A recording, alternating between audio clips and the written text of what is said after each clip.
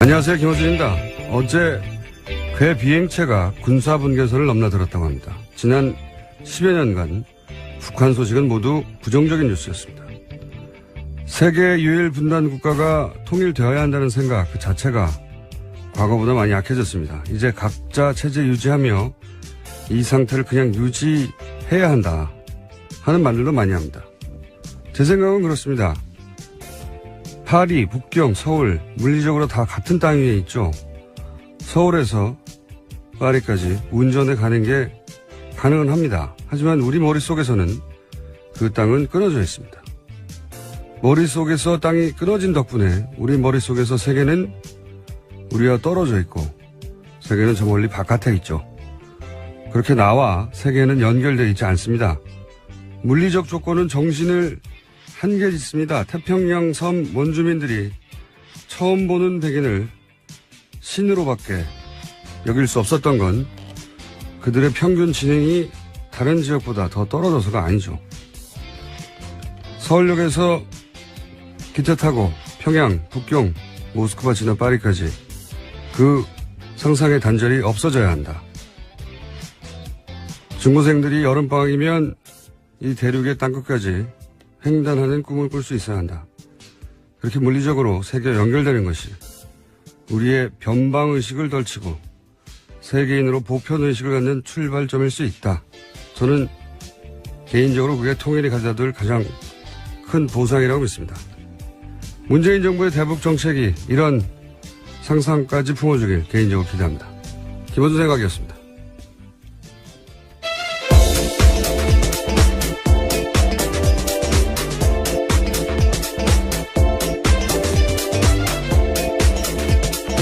시사인의 김은지입니다. 자, 첫 번째 뉴스는 뭡니까? 네, 문재인 대통령이 어제 추도사를 통해서 노무현 전 대통령의 꿈을 다시 시작하겠다라고 선언했습니다. 반칙과 특권이 없고 상식과 원칙이 통하는 정상적인 나라를 만들겠다고 다짐했는데요.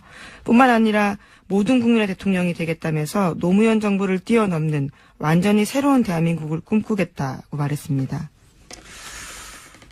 추도식에서 나왔던 이야기 중에 가장 많은 사람들이 인상적이었다고 하는 대목 저희가 직접 한번 들어보겠습니다. 8년의 세월이 흘렀는데도 이렇게 변함없이 노무현 대통령과 함께 해주셔서 무엇라고 감사 말씀드릴지 모르겠습니다. 제가 대선 때 했던 약속, 오늘 이 추도식에 대통령으로 참석하겠다고 한 약속을 지킬 수 있게 해주신 것에 대해서도 깊이 감사드립니다. 노무현 대통령이 당신이 그립습니다. 보고 싶습니다. 하지만 저는 앞으로 임기 동안 대통령님을 가슴에만 간직하겠습니다. 현직 대통령으로서 이 자리에 참석하는 것은 오늘이 마지막일 것입니다. 이제 당신을 온전히 국민께 돌려드립니다. 현직 대통령으로 추도식 참석은 오늘이 마지막이다. 네, 그렇죠. 앞으로 4년 동안은 참석을 못한다라는 이야기를 한 건데요. 성공하고 다시 오겠다고. 거의 5년입니다. 며칠 안 지났기 때문에 4년이 아닌 거지. 죄송합니다. 죄송까지야. 예. 이것보다 비장한 방식으로 다짐이 있을 수 있나. 예. 대통령으로는 이제 안 오겠다는 거 아닙니까, 여기에? 예. 그렇죠. 이 대목이 굉장히 인상적이었던 사람들 많았고요. 근데 더 큰 화제는 대통령의 추도식에 대해서 여러 사람들이 여러 가지 반응을 하고 감정적으로 이제 울컥한다는 분도 많았지만 제가 보기에 어제 하이라이트는 노건호 씨였습니다. 네, 헤어스타일이 화제였습니다. 네. 유가족 대표에서 감사 인사말 전하려고 단상에 올랐는데 새로운 헤어스타일 보였습니다. 헤어스타일은 아니죠. 헤어가 있어야 스타일이 나오는 거죠. 그것도 스타일이 일종의 헤어 없는 스타일인데. 일부러 했다고 합니다. 예. 탈모 때문에 그랬다고. 예. 네, 정치적인 의사표시나 사회 불만이 있는 건 아니고 최근에 좀 심하게 탈모 현상이 일어나서 그렇게 스타일을 했다라고 밝혔습니다. 대선 기간에 이제 아버지 이름이 계속 등장하고, 그리고, 모욕적인 방식으로 이용당하고, 거기 스트레스 많이 받았겠죠. 거기다 단 한마디도 반박을 할 수는 없고, 그래서 원형털모가 있어서 아예 밀었다고. 여기, 이제 이 이야기를 근데 공식선상에서 했어요. 직접 잠깐 들어보겠습니다. 이번 일을 제가 겪으면서 참, 전국의 탈모인 여러분에게 심심한 위로와 동병상련의 정을 전하는 바입니다. 저는 이미 다시 나고 있습니다. 다시 한번 위로의 말씀드립니다. 탈모인들에게 이제 위로를 일단 보내고, 나도 동병상련을 겪었다. 연대 이야기를 하는 거죠. 네, 하지만 난 다시 난다. 네. 메롱이죠, 메롱. 위로와 메롱. 네. 근데 저는 이게 굉장히 인상적이었던 게 뭐냐면, 역대 최대 인원이 모였고, 엄청 많이 모였더라고요, 실제로. 아버지 친구가 약속한 대로 대통령이 돼서 처음 참석하고, 이제 이게 마지막으로 참석한다고 하는 대단히 비장한 자리예요, 사실. 현직 대통령으로서 마지막이라는 거죠. 그 전국 생중계 되고 있고. 여기서 탈모 유머를 던진 겁니다. 저는 이게 그 장면을 보면서 굉장히 이국적이다는 생각을 했어요. 무슨 의미냐면, 영미권에서는 원래 장례식에서 혹은 추도식에서 굉장히 재밌는 유머를 던지고, 그게 오히려 고인에 대한 애정, 이런 걸 받아들여지는 문화가 있죠. 우리는 없어요, 그런 게. 우리는 추도식은 엄숙하고 경건하고 단정해야지, 이렇게 자기 머리 가지고 유머하면 안 되는 겁니다. 애초. 만약에 노건호 씨가 아닌 누군가가 그 자리에서 그런 얘기를 했다. 평생 먹을 욕을 하루에 다 먹었단 말이죠. 배부르게 먹었다고 봐야 되는데. 그리고 다시는 그런 자리에 못 올라간다고 봐야죠. 근데 어쨌든 말머리를 그런 자리에서 탈모 이야기로 하겠다는 자체가 너무 흔치 않아서 이국적이다. 다른 나라가 별로 안 떠올라갔어요. 네, 여유도 좀 생긴 것 같고요. 과거 때를 비교해보면요. 과거, 이 발언이 한번 화제가 됐던 건, 김무성 당시, 새누리당 대표가 왔을 때, 그 NLL 가지고, 근데 이걸 또 빚고 와서 반어적으로 대인의 풍모라고. 네, 진정 대인배 풍모하고 왔다라는 식으로 이야기를 했죠. 네, 굉장히, 기본적으로 풍자적 화법을 구사할 줄 아는, 그렇게 표현했었어요. 근데, 여하간 이제 이런 자리에서 탈모 유머를 썼잖아요. 이거는 기본적으로, 나는 뭐, 누구한테 덕볼 생각도 없고, 눈치 볼 생각도 없고, 그런 배짱이나 감각이 기본적으로 있어야지 이럴 수 있는 건데, 왜 우리나라는 굉장히 고려할 게 많잖아요. 눈치 볼 것도 많고, 지킬 것도 너무 많고, 이러기가 어렵습니다, 아주. 그래서 이런 장면이 잘 안 나오는 거라서, 저는 이국적이라고 생각했어요. 이국적이고, 이런 거는 이제 저 같은 근본이 없는. 뜬금없는 고백을 이렇게. 잡놈, 이런 사람 좀 돼야지 이렇게 막 던지면서 사는 거거든요. 뭐 어때? 이러면서. 웃기는 게 좋은 거잖아, 라고. 그래서 한편으로는 같은 과인 것 같아서 반갑기도 하고요. 저는 개인적으로 만나본 적은 없습니다만. 또 한편으로는 아버지를 묘한 지점에 닮았어요. 노무현 대통령도 그 자리와 상관없이 자기 유머를 막 던져가지고. 대통령 시절에 그까지 공격 많이 받았었죠. 예. 노건호 씨가 뭐 절대 정치를 하지 않을 것 같지만, 해도 걸물이 될 것 같다는 생각이. 혼자, 정치를 한다는 얘기가 절대 아닙니다. 그런 얘기가 절대 아니고요. 저 혼자 그런 생각을 했다는 거죠. 혼자서 하여튼 좀 즐거웠습니다. 이런 거죠. 친모와 탈모의 만남? 다음 뉴스 추천해 주십시오. 네, 다시 난다고 합니다. 본인 말로는요. 두고 봐야 알죠. 네. 네, 어제 대비되는 장면이 있었습니다. 서울중앙지법 417호 대법정에 박근혜 전 대통령 들어섰습니다. 수의 대신에 남색 정장에 검은색 구두를 신었고요. 가슴 왼편에는 수번 503번이 적힌 동그란 플라스틱 배지를 달았습니다. 수번 위에는 나대 불트라고 쓰여 있었는데, 나는 이번 사건 공범들을 표시하는 말이고, 대는 대기업 뇌물, 불은 블랙리스트, 치는 동계 스포츠 영재센터 등 이번 사건과 관련돼 있는 글자들을 압축한 뜻이라고 합니다. 혐의를 정한 거군요. 네. 이게 어디다 한번 얘기했지만, 그 참 대단한 의원이자 의원이라고. 만약에 그러니까 같은 날 오후에 추도식과 최초의 공판 전직 대통령, 또 그 대통령이 탄핵되고 나서 바로 취임한 대통령 이렇게 엇갈리는 거는 영화를 이렇게 같은 날 이렇게 이런 일이 벌어졌다고 만들면 우연의 남발이라고 욕먹어요. 영화를 이렇게 만들면.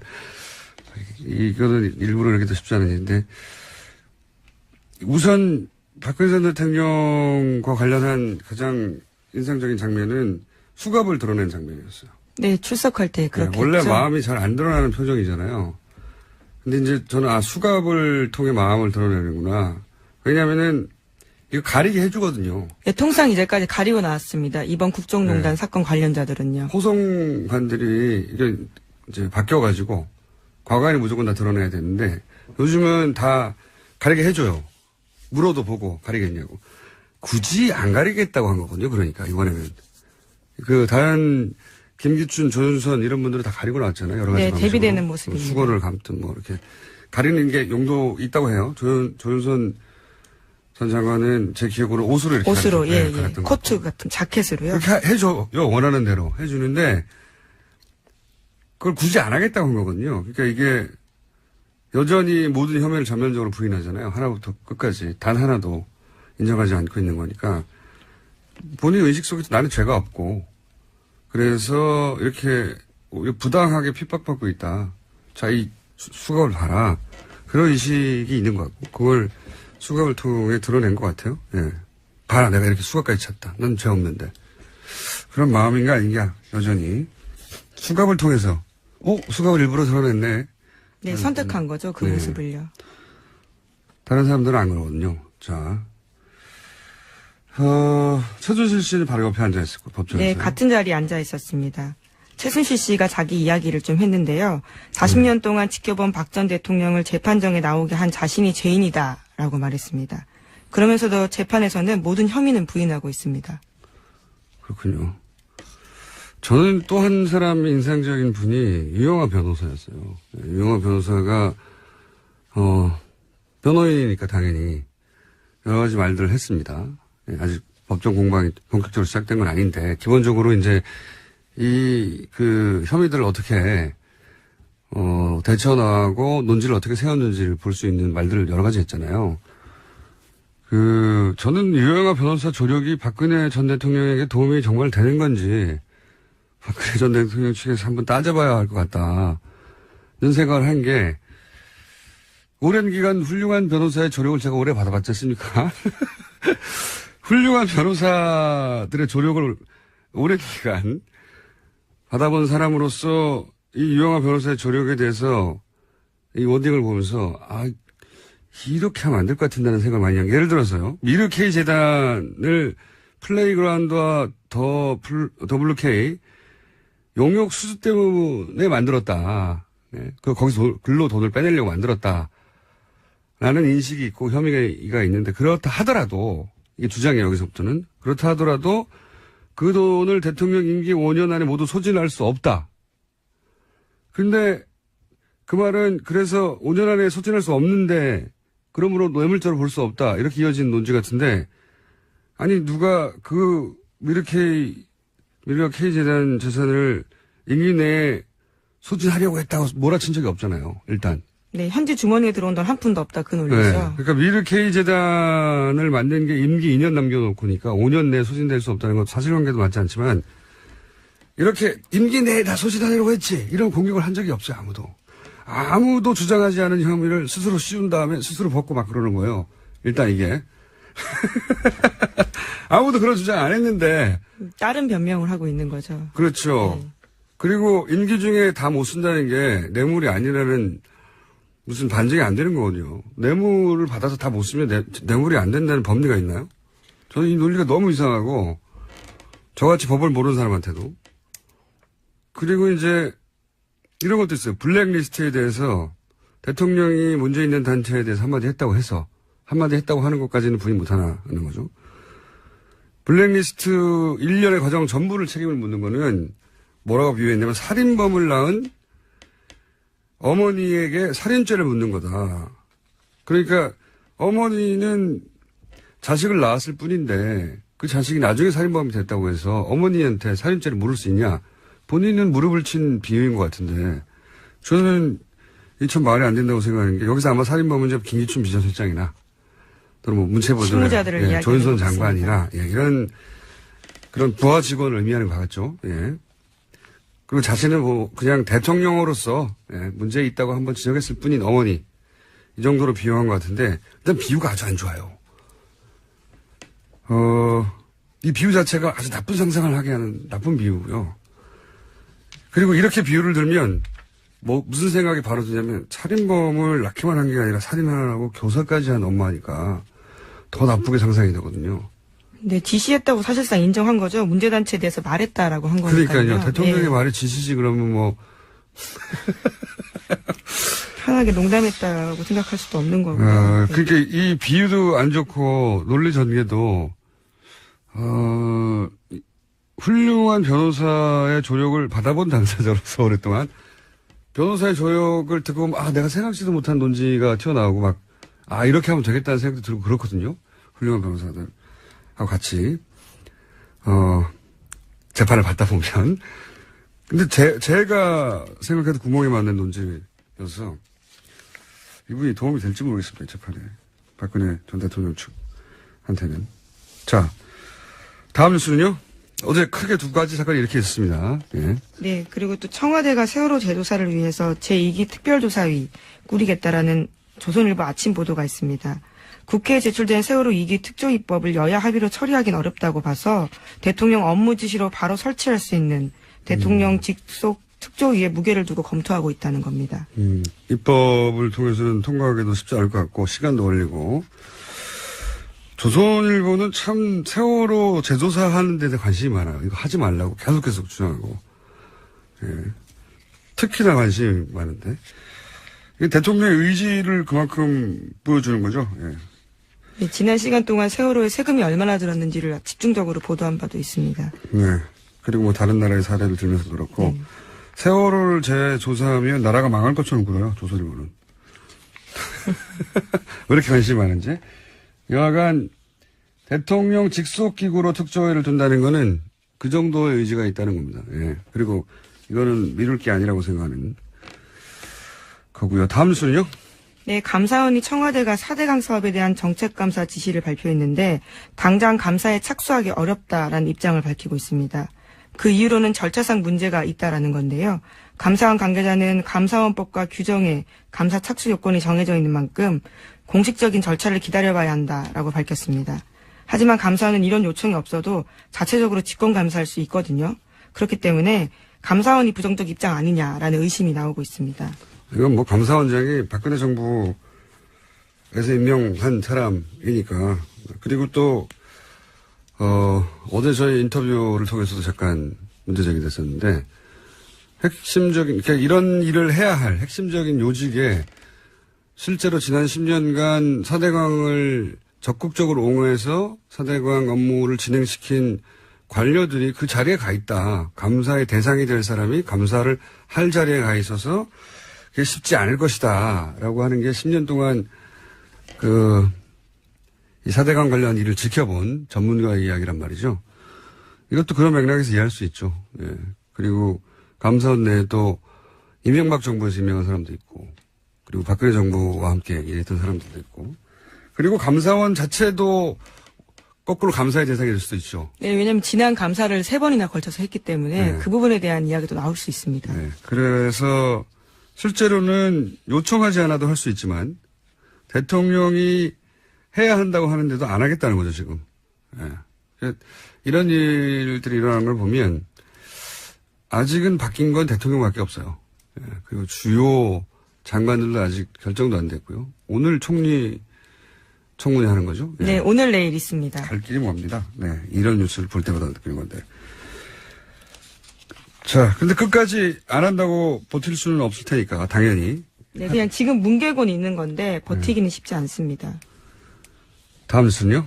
총리인준 얘기 나오겠죠? 네, 총리 인준 있습니다. 오늘 있습니다. 그런데 자유한국당 인사청문위원들이 이낙연 후보자가 청문회를 방해하고 있다고 주장하면서 국회 청문회 일정 논의에 참여하지 않겠다라는 계획입니다. 자진 사퇴 촉구하고. 보이콧을 하는 거죠, 말하자면. 원래 이제 정권 출범 초기에 가장 먼저 정권을 흔드는 방식이, 강요들, 예, 구성할 때, 이런 청문회 때 한두 명 낙마시켜가지고, 그래서 이제 대선 패배 후유증도 좀 달래고, 힘이 빠진 지지자들도 좀 결속시키고, 그렇게 하죠. 그렇게 하고. 근데 이번에는 그게 좀 제가 보기엔 어렵다 보니까 보이콧 얘기하지만 청문위원이 총 13명인데 자유한국당이 5명밖에 안 되거든요. 전원 다 보이콧해도 청문회는 그냥 정상적으로 열립니다. 그러니까 이런 주장들을 막 해야 되는데 상대 정당 혹은 이 후보에 대해서. 근데 이런 공격을 할 자리에 아무도 참석을 안 하면 그냥 통과되는 거예요. 안타깝게도 자유한국당 입장에서는. 그래서 보이콧 안 할 거라고 봅니다. 저는 보이콧 한다는 말을 하는 거죠. 네, 물론 표결 절차도 남아있긴 한데요. 이 과반 출석의 과반 표결이기 때문에 네. 현재 국회 지형상 그렇게 어렵진 않아 보입니다. 왜냐하면 바른정당이나 국민의당은 여하간 청문회 참여해서 따지겠다고 하는 거란 말이죠. 이렇게 되면 자유한국당이 보이콧을 하는 게 정치적 의미가 없어지는 거죠. 그냥 자기들만 없는 겁니다. 그래서 이게 입지가 굉장히 좁아진 상태다. 자유한국당이. 청문회에 관한하는. 자, 제목 정도 읽을 수 있을 것 같습니다. 네, 어제 세월호에서 새로운 완전한 유해 발견됐다고 했는데 일반인으로 추정되는 이영숙 씨라고 어제 JTBC가 보도했습니다. 네, 계속 이 뉴스는 저희가 단신으로 전해드리는데 지금 이제 대통령 직속기구로 특정이도 나온다고 하고 저희도 좀 이 지금까지 나온 유해들 관련해서 좀 모아서 한 번에 따로 다루기로 하겠습니다. 여기까지 하겠습니다. 시사인의 김은지였습니다. 감사합니다.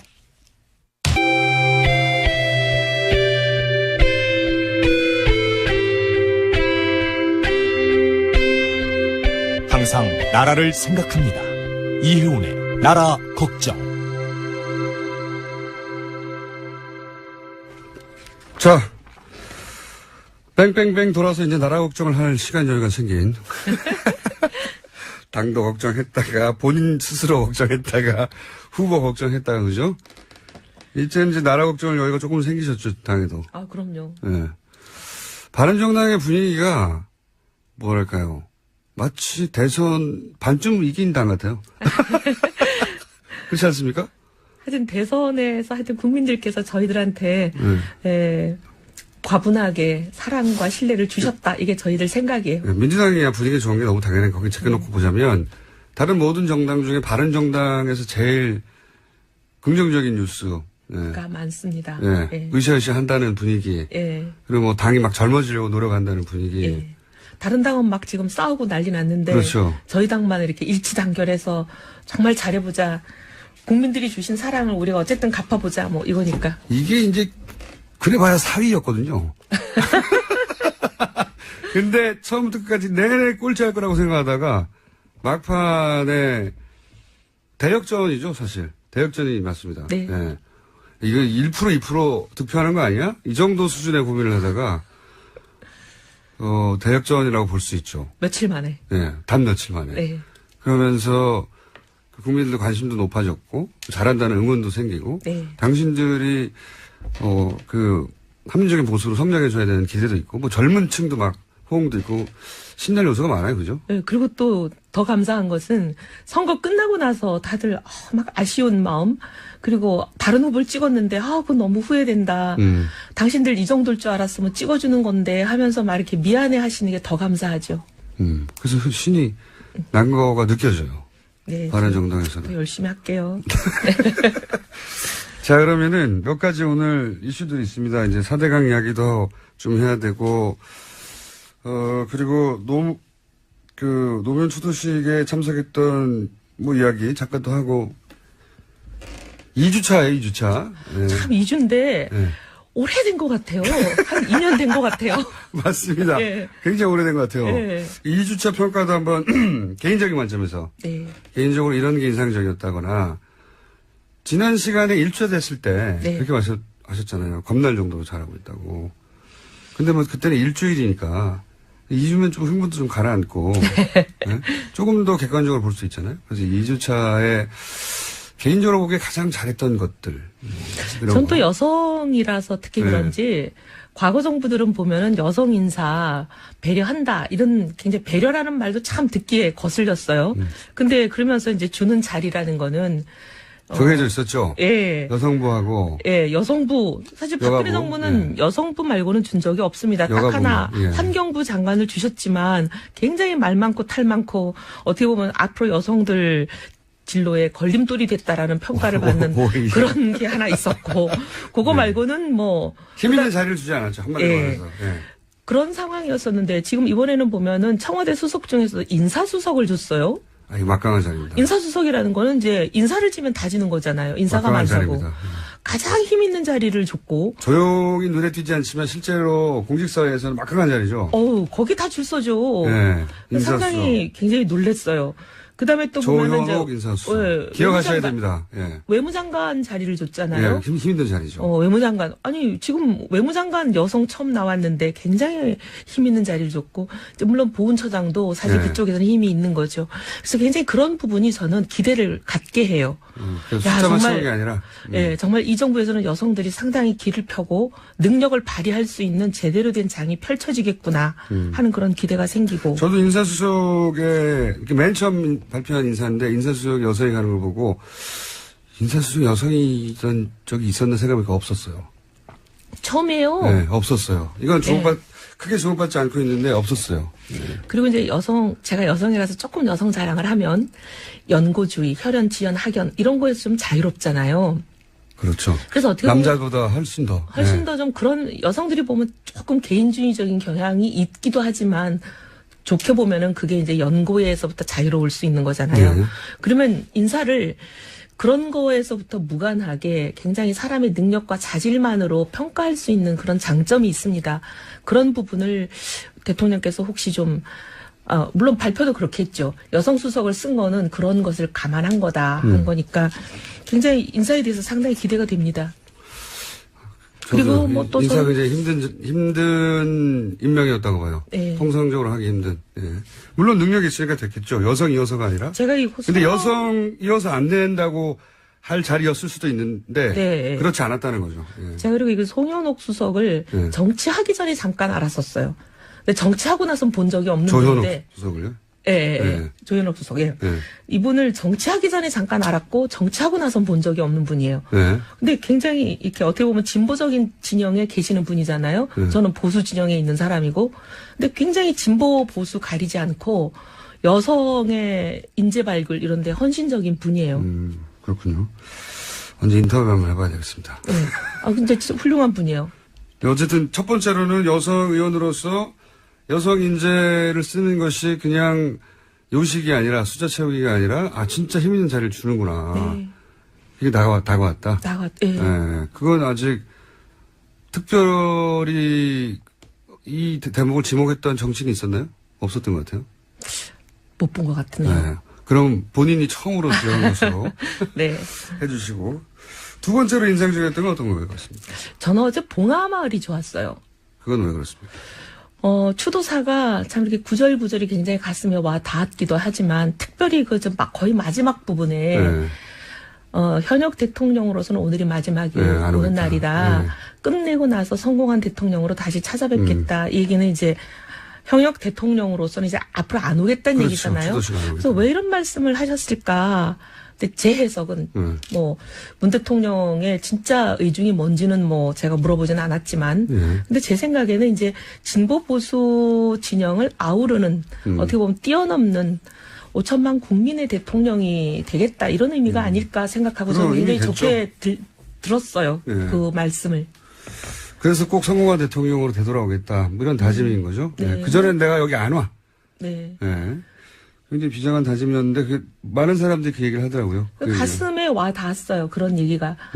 사실 어떻게 보면 박근혜 대통령도 100% 대한민국이 공약이었거든요. 맞아요. 모두의 근데 대통령. 100% 대한민국이라는 단어를 제가 쓰는 걸 권했을 때 본인이 그 좋은 말이다라고 하고 택하긴 택하셨는데 사실 100% 대한민국이 되도록 굉장히 노력해 주셨으면 좋았는데 좀 그런 모습을 못 봤어요. 굉장히 아쉬웠는데. 대통령이 됐어요. 예, 아쉬웠는데 진짜 이제 정말 대통령이 되시기 전에는 진보 진영의 후보일 수는 있지만 대통령이 되시고 나면 대한민국의 대통령이지 진보 진영의 대통령은 아니잖아요. 맞습니다. 예. 그러니 저는 정말 진보 보수 뛰어넘는 대한민국의 대통령이 되셨으면 진짜 좋겠어요. 그게 두 번째로 인상적이셨고 2주차 네. 이제 총합에서 베스트 3. 3. 네. 세 번째 정도 얘기하셔야 이게 예, 그런가요? 한 6개 얘기하셔도 되는데요. 3개만 얘기하죠 그냥. 소통하고 하여튼 시민들, 국민들 누구나 지금 소통하시는 거잖아요. 그리고 뭐 연차를 쓰고 내려가시면서도 연차를 쓰고 대통령 연차 있는 거 처음 알았다는 분이 대부분이에요. 예. 아, 나 그것도 굉장히 신선하게 보였어요. 네. 굳이 이제 1년에 한 번 정도 연차는 써야 된다. 이런 걸 어떻게 보면 의식적으로 일부러라도, 보여주시는 거잖아요. 그냥 내려가다 아무 말도 안 하는데 누구도. 근데 근데 이제 사실 연차를 쓰고 갔다. 그리고 연차를 쓰고 내려가면 그냥 조용히 쉬면 될 텐데 그것도 아니면서 실제 공식적인 일정은 수행한 거거든요. 사실상 시민들도 그렇죠. 만나고 소통하고 대통령으로서 할 일은 다 한 것 같은데 연차라는 걸 쓰고 또 내려가고 소통하고 그리고 사람들하고 이렇게 소탈하게 커뮤니케이션 하는 게 좋아 보였어요. 그게 그리고 그냥 그 5.18에서 네. 그 아버지가 네. 자기가 출산하는 거 보러 오시다가 네, 태어나는 거 보러 오시다가 네, 유가족이. 사망한 유족이 있었잖아요. 그분을 이렇게 한 20m 쫓아갔다고 뭐 뉴스에는 그렇게 돼 있던데 쫓아가서 이렇게 안아주시는 거. 화면도 보셨어요 한번? 저희는 화면은 잘 못 보고 맨날 핸드폰 기사로만. 뉴스로 보기 때문에 네.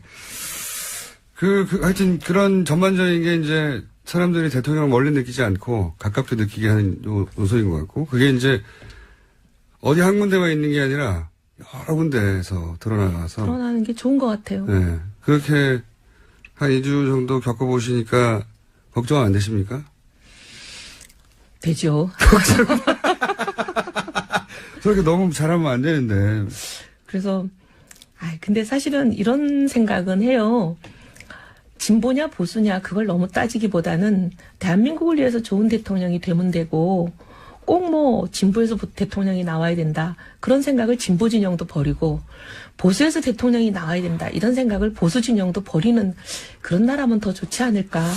그러면 당이 하나만 있어야 되죠.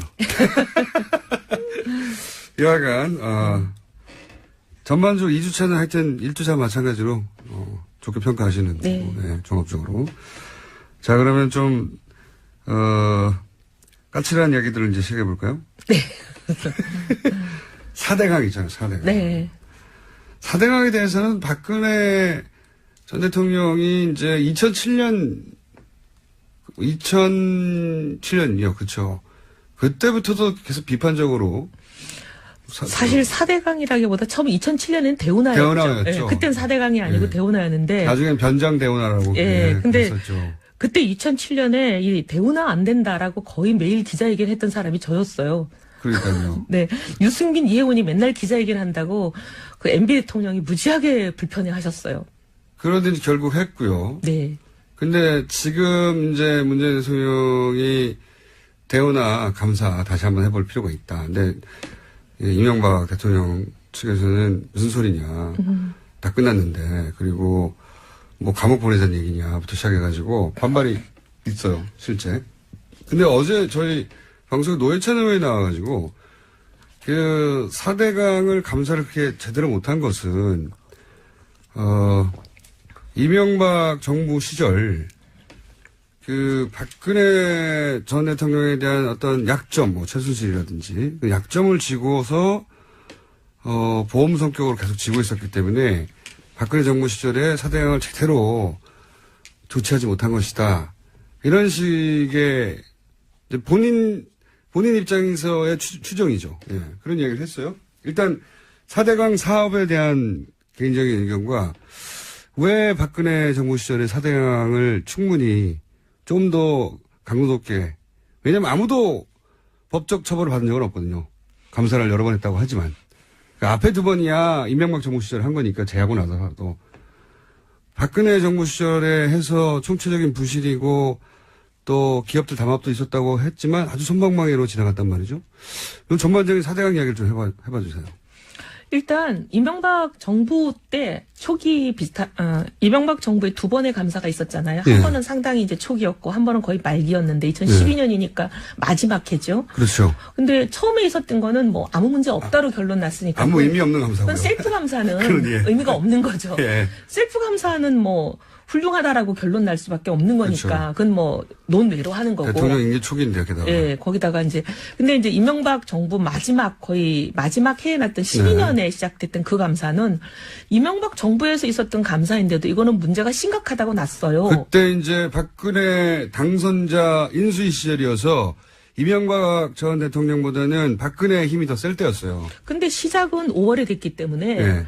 마지막 결론만 그때 났던 거지 감사의 모든 그 과정은 이명박 대통령님이 계실 때 거의 모든 게 다 진행이 됐고 마지막 껍데기만 씌울 때가 이제 인수위 시절이었던 거죠. 네. 근데도 그때 여러 가지 총체적 부실이라고 했죠. 네, 총체적 부실이고 이게 수질도 악화되는 거고 맞습니다. 그다음에 온갖 여러 가지 문제를 굉장히 총망라해서 짚어놨어요. 예. 근데 그 감사가 나왔는데도 전혀 다른 대책이 없었잖아요. 그게 5년 전입니다, 벌써. 네. 수질 나빠진다고 한 게 이미. 예.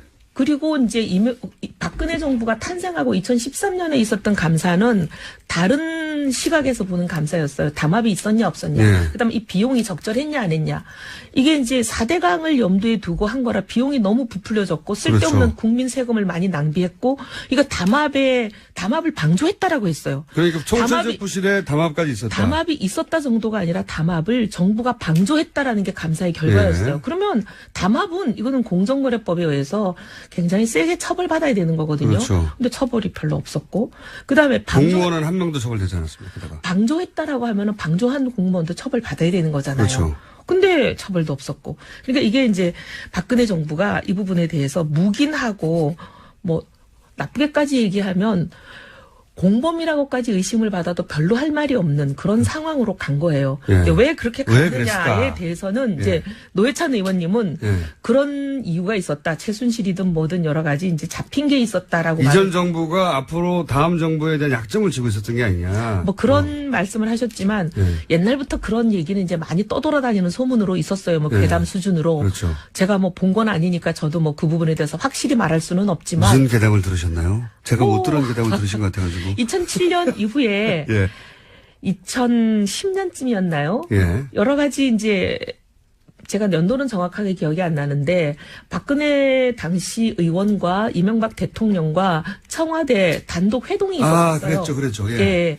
거기에서 이제 후계에 대한 미략이 있지 않았느냐. 그런 얘기 나왔었죠, 언론에서도. 그러면서 그때 여러 가지 두 분 간에 서로 주고받고가 이루어지지 않았냐. 바터가. 뭐 이런 예. 얘기가 굉장히 많았었죠. 내가 당신이 대통령인 차기가 되더라도 이런 거는 보여주고 그럼 나는 이런 거를 봐주겠다 뭐 이런 식의. 이제 통상 그런 경우에는 이제 그때 그런 일이 있었다고 제가 뭐 보지 않은 걸 말할 수는 없지만 예. 통상 정치인 간에 그런 이제 만약에 뭐 미략이 있다면 예. 하는 거는 나는 당신을 밀어주고 당신은 나를 보장해주고 주로 그렇죠. 이런 거잖아요. 보통 그렇죠. 네. 예.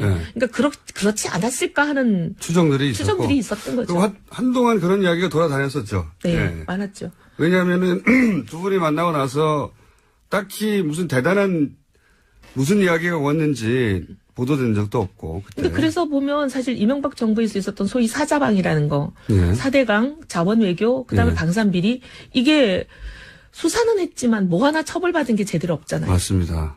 자원외교도 보세요. 수백억을 국민 세금을 날린 거잖아요. 수조요, 수조. 네. 근데 예. 누가 처벌을 받았어요? 없어요. 무죄 났잖아요. 기억나는 게 없어요, 예. 사실은. 뭐 다이아몬드 광산 막 어떻게 하다가 조용히 사라지고. 근데 그 뭐 무슨 공사, 네. 무슨 공사 사장님들 1심에서 다 무죄 났어요. 맞습니다.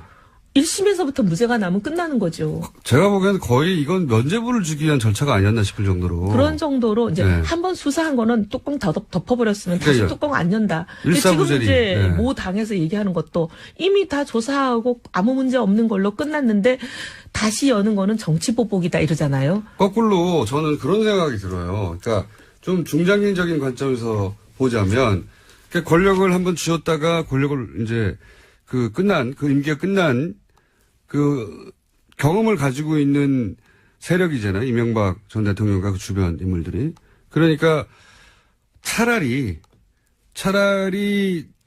본인들에게 우호적인 정부가 있을 때 이 사건을 다루어서 아주 가볍게 처리하고 넘어가서 일사부절이 혹은 이미 끝난 사건이라고 만들어 두는 게 추후에 다른 정권이 들었을 때 이 이야기가 다시 안 나오게 하는 안전장치가 된다.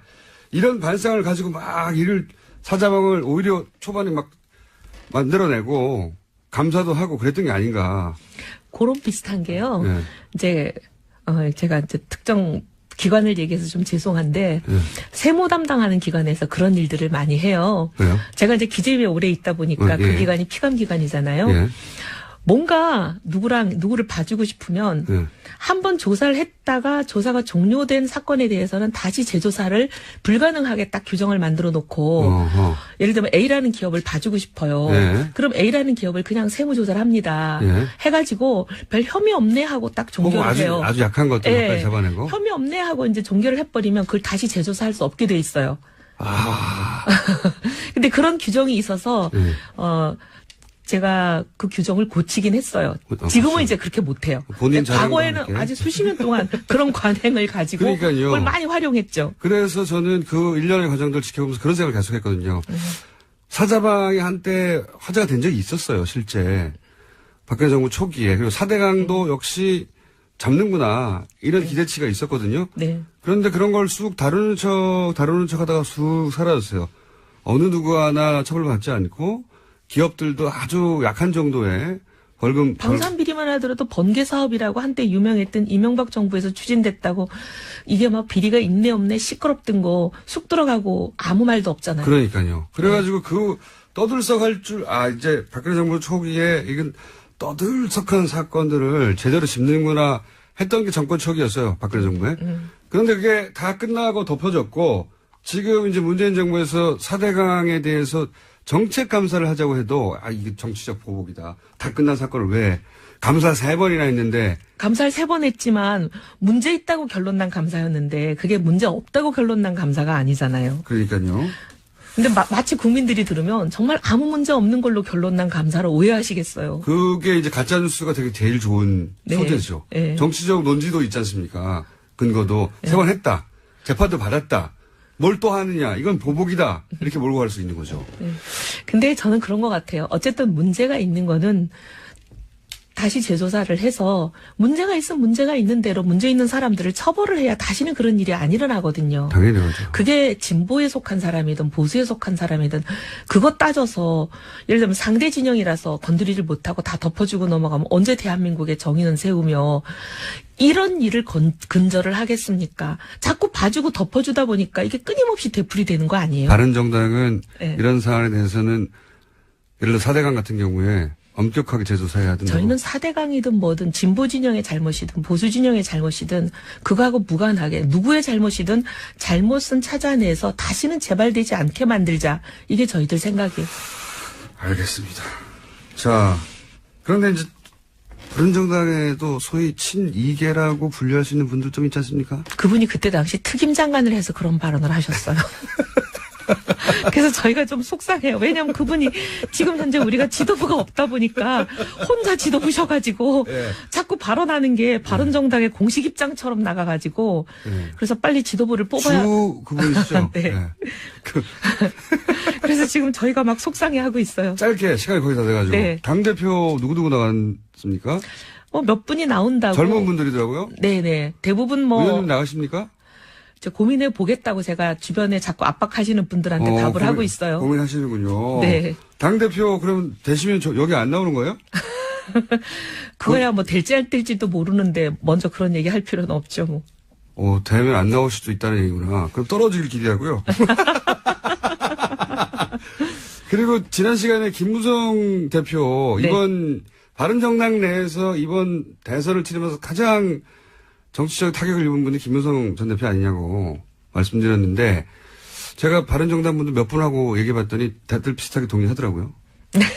근데 제가 이런 질문을 드린 이유 중에 하나는 오늘 갑자기 인터넷상에 검색어로 노룩패스라고 가방. 예, 입국하면서 뭡니까 저 가방을 네. 그 캐리어를 수행원에게. 예, 보지도 않고 던졌다고.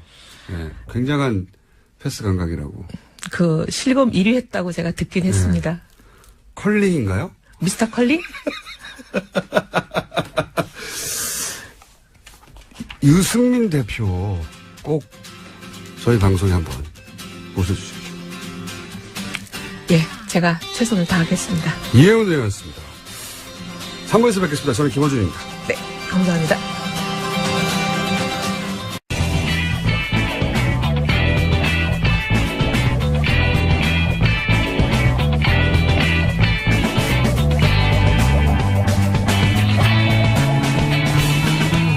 김어준의 뉴스 공장.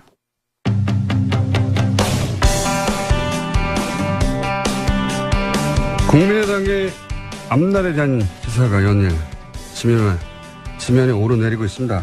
해서 이분을 연결해 보겠습니다. 박지원 전 대표 연결됐습니다. 안녕하세요, 대표님. 박지원입니다. 축하합니다. 고생하셨습니다. 축하합니다. 축하야. 요즘 문 대통령 하시는 거 보니까 전 국민이 받아야 할 것 같아요. 잘하셔가지고. 그죠? 특히 우리 김어준 총수가 수고하셨으니까 축하받아야죠. 네. 또 앞으로 한 자리도 하셔야 되고. 네, 저는 정육부 장관 노리고 있습니다. 정육부. 고생하셨습니다. 지난 대선에. 좋습니다. 예. 최근 2주간 행보에 대해서는 이제 매일 SNS에서 글을 남기시기 때문에, 긍정적으로 평가하시는 거는 제가 익히 접하고 있는데. 감사하죠. 예, 이렇게 매일매일 칭찬을. 하냐고 물는데 왜 답변 안 해요? 매일매일 칭찬하시는 이유가 뭡니까? 하루 걸을 수도 있는데 매일매일 하시잖아요. 너무 잘 하시잖아요. 그렇게 보십니까? 오늘까지 2주가 됐지만. 네. 매일 하시는 것이 잘하고, 굽힌 걸 펴주고, 뚫린 걸, 막힌 걸 뚫려주고, 예. 가려운 거 긁어주고, 할 일을 하시면은 칭찬해야죠. 그렇군요. 언제든지 뭐 잘못하는 게 있으면. 과정에서야 치열한 경쟁을 했지만은, 네네. 결과에 승복하는 것이 더 큰 민주주의 아니에요? 그리고 알겠습니다. 새로이 출범하는 대통령이 잘하면 잘한다고 해야지, 계속 물고 늘어지면 그건 바람직하지 않죠. 네. 그러면 김어준 총수죠. 네. 그러면 저라고요? 분위기가 좋습니다. 근데 국민의당 전반적으로 분위기가 좋은 건 아닌 것 같아요. 그죠? 국민의당 전반적으로 분위기가 좋을 리 없겠죠. 예. 그렇지만은 저는 정치를 또 국민의 도리로서 정치인으로서 그건 옳지 않다고 생각합니다. 어떻게 됐든 치열한 경쟁을 통해서 국민의 선택을 받았고 그 받은 대통령이 잘 하시면은 잘 하는 대로 협력을 해야 된다. 이런 생각을 갖고 만약 잘 못했을 경우에는 또 거기에 대한 따끔한 질책도 대안도 내는 것이 야당의 길 아닌가. 그 길로 저는 가겠습니다. 대표님은 97년 최초의 정권교체, 2002년 다 지켜보셨고, 그리고 또 2007년, 2012년 대선 패배도 지켜보셨고, 또 이번 대선도 겪어보셨고, 국민의당에서 사실 현역 중에 의원님만큼 이런 큰 선거를 많이 치러본 사람이 어디 있겠습니까? 예. 그렇죠. 예. 사실 김대중 대통령이 60년 만에 아시아에서 최초로 우리 대한민국이 평화적 정권 교체를 이루었고 그 다음 노무현 대통령의 당선은 사실상 저도 당시 대통령 비서실장이었지만은 음으로 양으로 정권 재창출의 주역이라고 저는 자부를 합니다. 네. 그 후로 2번 패배를 했고 이번에는 경쟁을 했지만 저는 누차 가장 중요한 것은 정권 교체이다. 그렇게 해서 박근혜 대통령의 탄핵을 맞아서 저는 안철수 후보가 대통령이 되는 것이 보다 바람직하다 생각했고 또 국민들은 문재인 후보를 선택했다고 하면은 어떻게 됐든 정권 교체 아니에요? 네. 그래서 저는 큰 의미를 문재인이냐 안철수냐 이것보다는 10년 만에 정권 교체가 됐다는 것 그리고 가장 제가 바라는 햇볕 정책을 이어나가시겠다고 문재인 대통령께서 취임사에서 밝힌 것. 세 번째는 제가 MB 박근혜 10년간 호남 소외에 대해서 강한 불만을 제기했고 그러한 강한 불만 때문에 두 대통령으로부터 박지원을 감옥 보내려고 엄청나게 노력을 했지만 지금까지 다 무죄가 된 거 아니에요? 그런데 문재인 대통령으로부터 그러한 지역 차별 정책이 불식돼 가는 것. 마지막으로 이렇게 시원한 개혁이 어디 있어요? 이렇게 해나가는 것을 보고 저는 문재인 대통령이건 안철수 후보건 참 잘됐다. 그런데 문재인 대통령이 잘하고 있기 때문에 무한정 박수를 보내고 있고 이 박수를 보내니까 재밌는 게 우리 국민의당에서는 전향하느냐 전향하느냐 사람도 있고 또 소위 말하는 이제 그런 용어를 안 써야 되겠지만은 뭐 애청자들이 쉽게 문바들은 너 이제 살려고 이쪽으로 붙느냐 이런 시각을 갖는 게 참 아직도 우리 정치 수준이 거기에 머물고 있구나 하는 생각을 갖고 있습니다. 그러니까 그럴 일은 없다고 하시는 거죠 지금? 뭔가 그럴 리는 없어요. 그러니까 제 말은 만약 민주당과 당을 합친다거나 또는 민주당에 입당하신다거나 혹은 뭐 입각 제의가 오면 받는다든가 평양 대사를 제의하면 하겠다든가 이렇게까지는 가지 않을 거라고 말씀하시는 거죠? 잘하니까. 아직 그러한 것도 빠르고 또 그런 얘기 나오기 너무 빠르다. 국민의당에서 지금 현재 잘못 와전된 부분도 있어요. 그렇겠죠. 당연히. 일부 지도부에서 일부 의원들이 바른정당과 통합을 하자. 네네. 이런 얘기가 나와요. 네. 저는 대통령 선거 때도 바른정당 후보와의 단일화, 자유한국당 후보와의 단일화 문제에 대해서 제가 많이 접촉을 했습니다. 그렇지만 저는 옳지 않기 때문에 되지 않는다. 단 바른정당에서 요구하는 햇볕 정책을 포기하라고 한다고 하면은 내가 탈당해 주겠다. 나로 인해서 안철수 후보가 대통령이 당선되지 않는다고 하면은 그게 내 부담 아니냐. 그렇기 때문에 내가 탈당을 해주지 나의 정체성을 버리지는 않겠다라고 했고요.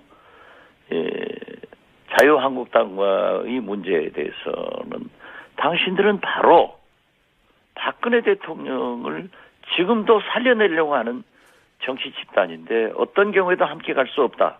이렇게 정리를 했어요. 그런데 대선 후에도 일부에서 바른정당과 통합을 하자. 그래서 제가 대선 패배의 총 책임을 지고 지도부가 이 박지원이가 사퇴를 했는데 가급적 말을 하지 않고 있었습니다.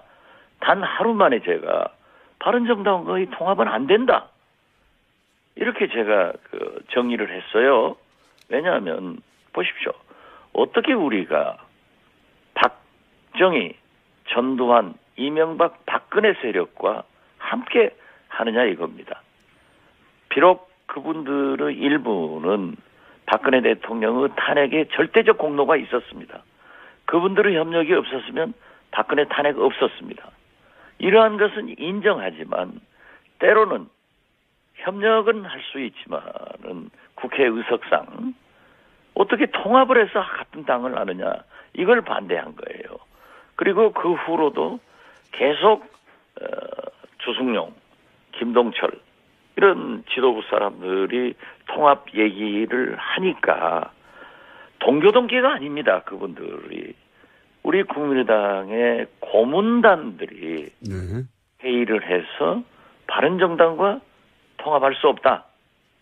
그러한 말을 어떻게 하느냐. 거기에서 일부가 차라리 바른정당과 통합한다고 하면은 민주당과 하는 것이 낫다 하는 것이 와전됐는데 오늘 한국일보 보도를 보시더라도 정대철 상임고문이 민주당과 통합한다는 얘기가 아니다라고 정리가 돼서 그러한 것은 오해가 좀 풀렸으면 좋겠다 하는 그러니까 말씀. 차라리 그럴 바에는 여기에 방점이 있다는 거죠? 그렇죠. 예. 바른정당과의 통합을 반대하는 강한 의사표시를 하면서 차라리 통합한다고 하면은 민주당과 검토를 하자 하는 거지 민주당과 한다는 얘기는 결코 아니다. 예. 또 그러고 지금 그러한 것을 검토할 때가 아니다. 저는 분명히 개인적으로도 그렇게 말씀드립니다. 근데 이제 때가 아니라고 하시니까 그럴 때가 올까요? 올 수도 있을까요? 정치는 모르는 제가 거니까. 단정적으로 얘기할 수 없지만은 예. 우리 국민의당의 창당은 패권주의 청산도 있었지만은 양극단 세력으로 자꾸 투쟁 일변도의 정치이기 때문에 제3당의 필요성이 있다. 다당제가 필요하다. 예. 해서 창당됐기 때문에 그러한 것들을 개인적으로 어떤 국회의원이 어떤 정치인이 바른정당이건 국민의당이건 그쪽으로 갈 수 있을는지는 몰라도 통합까지 가는 것은 상당히 요원할 것이다. 이렇게 저는 봅니다. 불가능하다고까지는 생각하지 않으시죠? 정치는 가능 불가능이 어디 있어요? 네.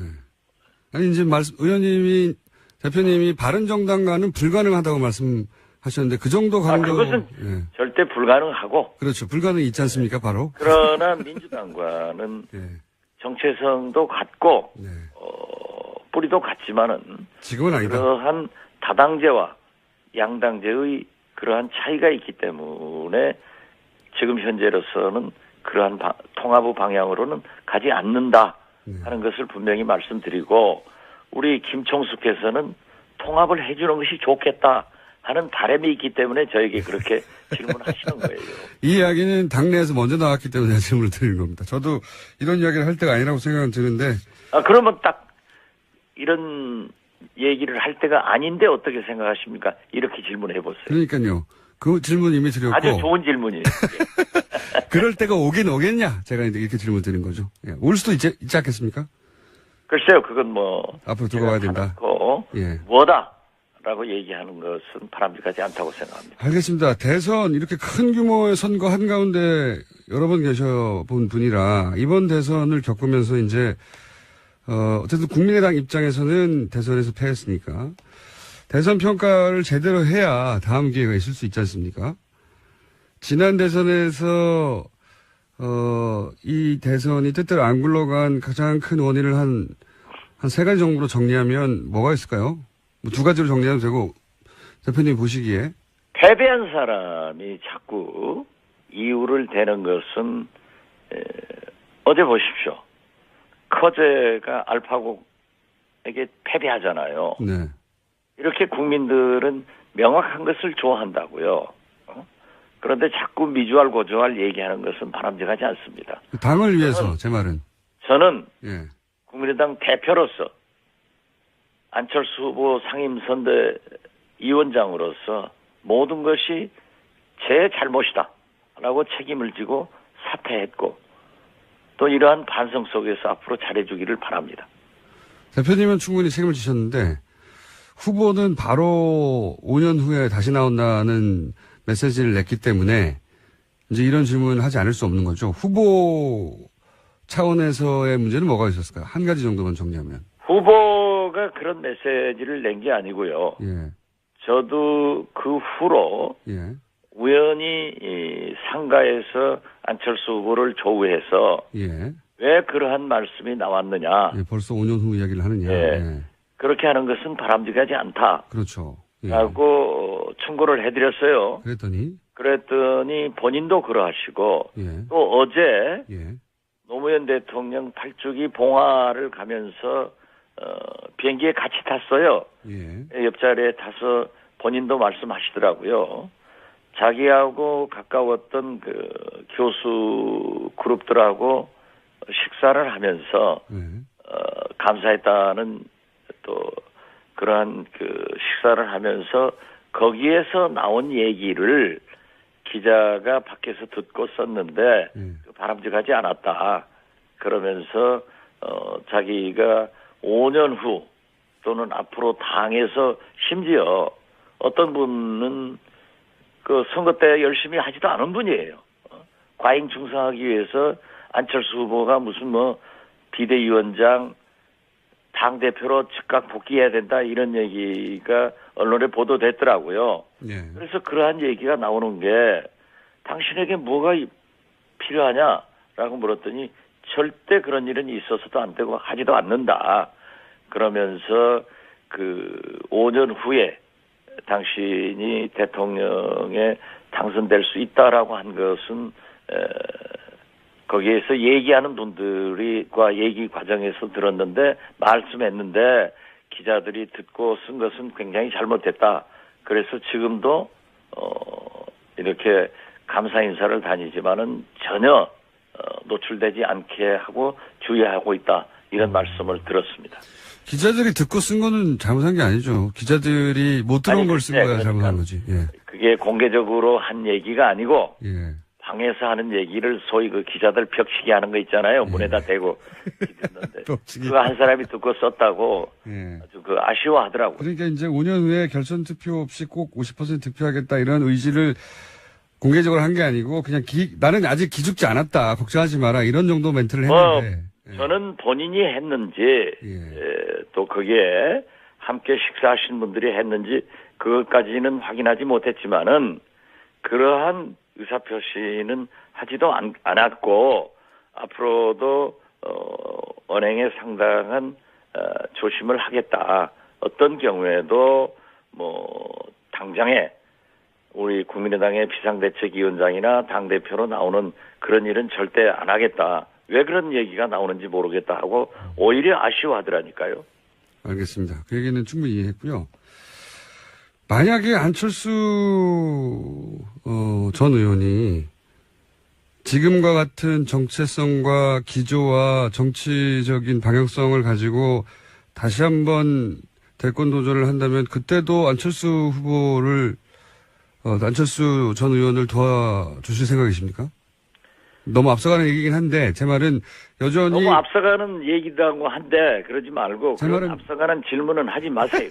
여전히 왜냐하면 좋은 정치인이라고 생각하시죠. 대통령이 당선돼서 오늘까지 딱 15일 됐어요. 예.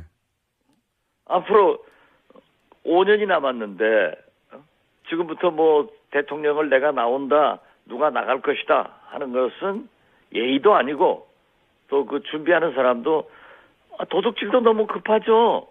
도둑질도 너무 이제 15일 됐는데 그리고 잘하고 있는데 거기다 대고 뭘 얘기해요. 아니, 성공하는데 협력하겠다는 자세가 필요하죠. 그거는 충분히 이해했고요. 이미 아니 그러니까 그렇게 질문을 하지 마시라니까.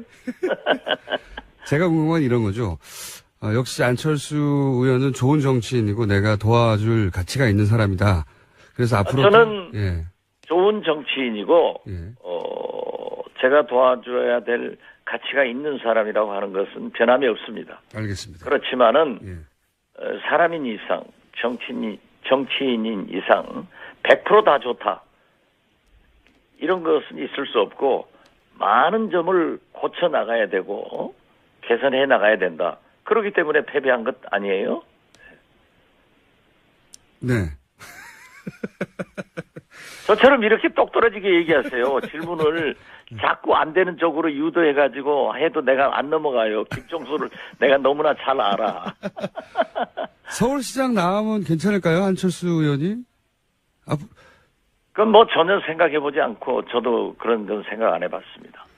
대표님은 그럼 앞으로 어떻게 하십니까? 대표님은 농담 진담반으로 평양대사, 그러니까 대북 관계를 푸는 역할을 해보고 싶다는 거죠. 제가 평양대사 한다고 했다가 예, 큰일 났었죠. 한번. 바른정당 자유한국당에 혼났는데요. 예. 그게 왜 나쁩니까? 제 말은 그래요. 저도 2011년 예. 제가 중앙경영하고 인터뷰를 하면서 남북관계가 개선돼서 북한 핵 문제가 미사일 문제가 해결돼서 언젠가는 좋아져야 된다. 네. 그랬을 때 미국도 중국과 수교를 하면서 대표부, 우리도 일본과 수교하면서 대표부를 만들었었잖아요. 네. 그런 일을 한번 해보고 싶다. 저는 지금도 그 변함이 없습니다. 저도 이제- 지금 네. 트럼프 대통령도 대화 평화, 틸러슨 미 국무장관도 뭐 체제 전복하지 않고 대화하겠다. 예, 문재인 대통령도 문정인 특보도 좋은 얘기를 했고 정의용 안보실장도 그런 대화의 가능성을 얘기했는데 이때 김정은 위원장이 기회를 포착해야 돼요. 끝없이 저렇게 미사일 발사하고 핵실험 해가지고는 북한의 경제가 견딜 수 없어요. 그리고 이미 2000년 6.15 남북 정상회담 이후 우리가 볼 때 북한의 개혁 개방이 안 됐다라고 하지만은 그들이 볼 때는 엄청난 개혁 개방이 돼 있습니다.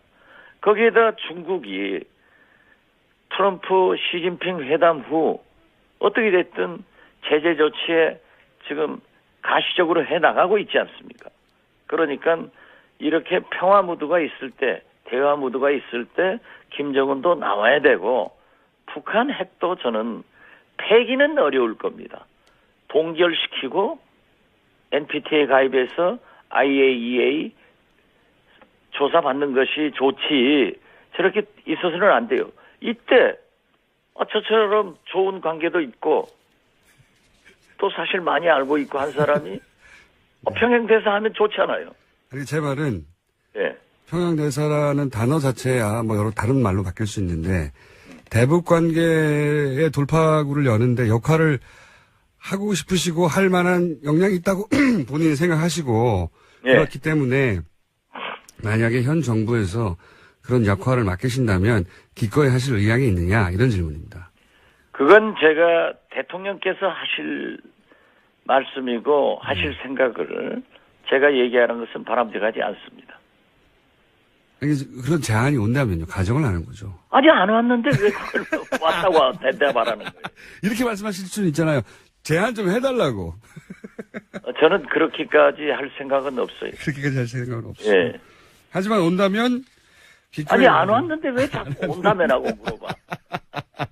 대표님, 제가 고생하신 대선이라 이렇게 야박하게 못하겠네요. 네. 야박하게 하세요. 괜찮아요. 그러니까 제가 축하한다 하고 예. 우리 김총수 잘 되면은 나 좀 봐달라 하잖아요. 낙검수에서 같이 방송해가지고 자기들은 재판 끝나고 저는 5월 18일 날 5.18 행사도 못 가고 가서 재판 받았다니까요. 대표님, 저도 아직도 남은 재판이 있습니다. 재판으로 따지면 아직도 많이 있고요. 바른정당하고 통합 문제는 그러니까 말이 안 되는 거고 그렇게 될 일은 없는 거죠. 원내대표 전임. 제가 볼 때는 예. 어떤 경우에도 그것은 있을 수 없다. 네. 그리고 바른정당에서도 우리하고 하지 않는다. 알겠습니다. 왜 안 되는 일을 보고 얘기하느냐 이거예요. 왜 안 되는 일을 이렇게 원내대표식이나 되는 분들이 두 분이나 연속으로 얘기를 하죠? 이 정서가 뭔가요? 그분은 또 그분들의 생각이 있으니까 그러겠죠. 잘 이해가 안 가는데 저도. 국민의당은 기본적으로 호남의 정서에 베이스하고 있는데 호남의 정서가 바른정당과의 통합을 받아들일 것 같지 않거든요. 그죠? 그건 질문보다 제 답변을 대신하네요. 알겠습니다.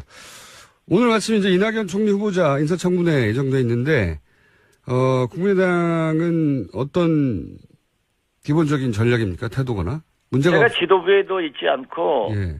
청문위원이 아니기 때문에 예. 왈가왈부하는 것은 바람직하지 않습니다만은 네. 이낙연 지사 총리 후보자. 임명은 무난히 잘 통과될 거예요. 예. 보시기에 큰 문제는 없는 그분이 이상. 예. 제가 호영호재하고 가까운 사이인데요. 예. 그렇게 큰 무슨 하자가 있을 정도로 나쁜 짓을 하는 그런 위인이 못 돼요. 아주 착하신 분이에요. 괜히 못된다. 그렇기 때문에 또 지금 현재 정권 교체가 돼가지고 이렇게 인수위도 없이 출범한 정부에 총리가 빨리 들어서야 안정적으로 장관도 제청하고 해나갈 거 아니에요? 그러니까 해드려야 된다고 생각하고 그 해줄 때는 좀 깨끗하게 해주는 게 좋다 생각합니다.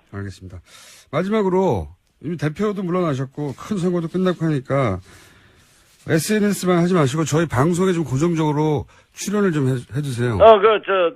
일주일에 한 번 하라면 하고 하루에 한 번 하라면 할게요. 하루에 한 번은 안 하실 것 같고. 예. 그 대신 출연료를 많이 주세요. 저희 스튜디오에 직접 나오시는 건 어떻습니까, 대표님? 스튜디오 나갈 수도 있죠. 알겠습니다. 저희 그러면. 뭐 할 일이 없으니까 벙커에도 한번 놀러 갈게. 그 대신 출연료 많이 줘야 돼. 알겠습니다. 오늘 말씀 감사합니다. 예, 감사합니다. 예. 지금까지 박지원 전 국민의당 대표였습니다.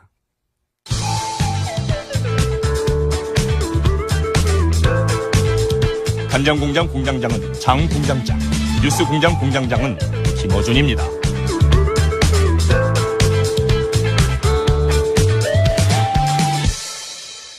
제가 악마라고 불렀다가 왜 악마라고 불렀는지 이유도 가물가물해요. 왜냐?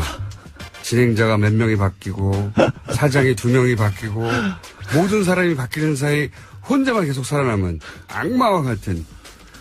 오늘 시간 없는데 그런 얘기를 왜 해요? 그러다가 제가 이제 종편의 4대 천왕이다. 최다 출연이다. 하다가 지난 시간부터는 제가 종편의 원오브된 패널에서 좀 격상됐다. 중요한 이슈를 메인 앵커가 얘기할 때 나오는 패널로. 그래서 제가 이제 대망급으로 올라갔다고. 하고 나서 어제 방송을 그날 지난주 듣고 보니까 그렇게 크게 재미가 없어서 소망으로 제가 바꿨거든요.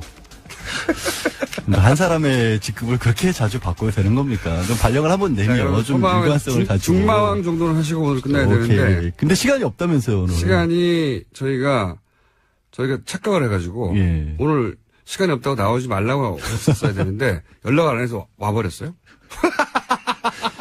아침에 잠이나 푹 자게 내버려 두지, 그러면. 이게 뭐예요? 그래서 오신 김에 한 3분 정도만 짧게. 벌써 1분 지난 것 같은데? 그러니까 가능하면 짧게 얘기하게 하려고 제가. 원래 하려고 했던 이야기. 어제 재판 얘기를 해야죠. 그렇죠, 아무래도 당연히. 이슈가 이슈니만큼. 근데 저는 어제 재판에서는 여러 뉴스가 나왔지만 가장 제 주목을 끌었던 건 유용화 변호사의 발언이었어요. 네. 그래서 이분이 과연 재판에 도움을 줄 것인가. 지금까지로 봐서는 기존에 탄핵 과정에서 보여줬던 그런 면면을 여전히 이어가지 않을까.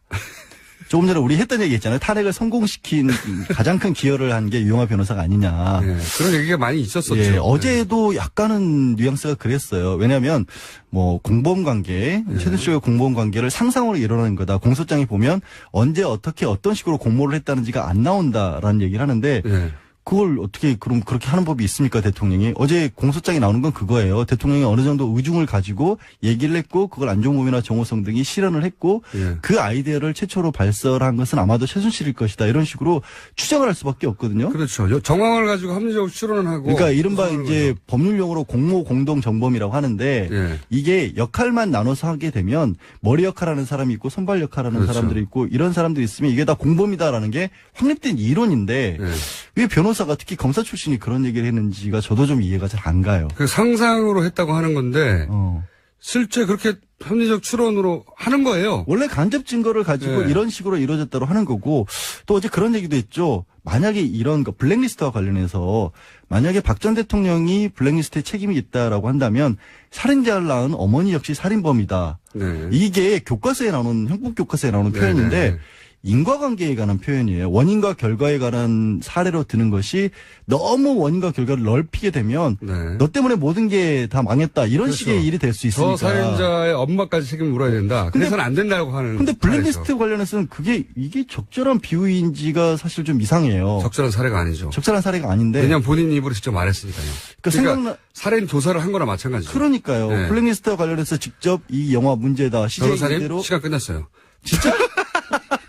뭡니까 이게? 나 왜 부른 거야? 1분 정도만 마무리 시간을 급하게 드리겠습니다. 아니 이제 앞으로 이제 전면적으로 또 하나 있어요. 뭐 임기 내에 돈을 소진할 수 없다. 저는 아니 그러면은 내가 뇌물 받고 돈 안 쓰고 조금씩 쓰면 뇌물 아닌 거야? 이런 거거든요. 그러니까 592억 원이나 되다 보니까 이 돈을 네. 어떻게 다 쓸 수 있겠느냐라는 건데 이게 기본적으로 검찰이 기소한 건 박 전 대통령이 직접 받았다는 것도 아니잖아요. 애초에. 그렇죠. 그러니까 자기 네. 주머니에 챙긴 건 아니다. 처음부터 박 전 대통령이 했던 얘기를 고스란히 반복하고 있는데 뇌물을 그런 식으로 받는 사람이 어디 있어요. 게다가 돈을 다 못 쓴 거하고 쓴 거하고 아무 상관이 없잖아요, 뇌물은. 나도 못 쓸 만큼 누가 좀 줘봤으면 좋겠어. 그래서 저는 이분이 왜 이럴까.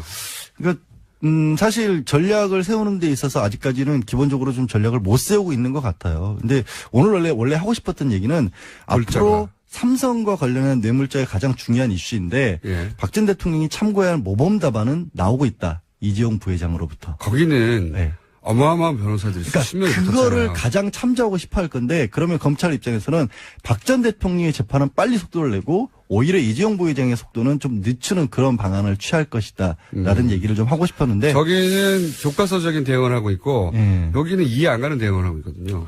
여전히. 공부가 아직 안 돼 있으니까 10만 페이지나 돼서 못 받는 그만하세요, 거니까. 이제. 네, 알겠습니다. 뭐야 이거. 다음부터는 미리 연락 주세요. 차라리 알겠습니다. 잠이나 좀 푹 잡시다. 아니 네. 오셨으니까 그래도 출연을 3분이라도 시켜드린 저희 제작진의 뭐 감사드려야 돼요. 그러면. 예. 오늘은 근데 짧은 시간에도 포인트 탁탁 짚었기 때문에 네. 중마왕까지. 중마왕까지. 알겠습니다. 양지열 중마왕이었습니다. 감사합니다. 고맙습니다. 저희 제작진의 실수로 인해서 양지열 변호사가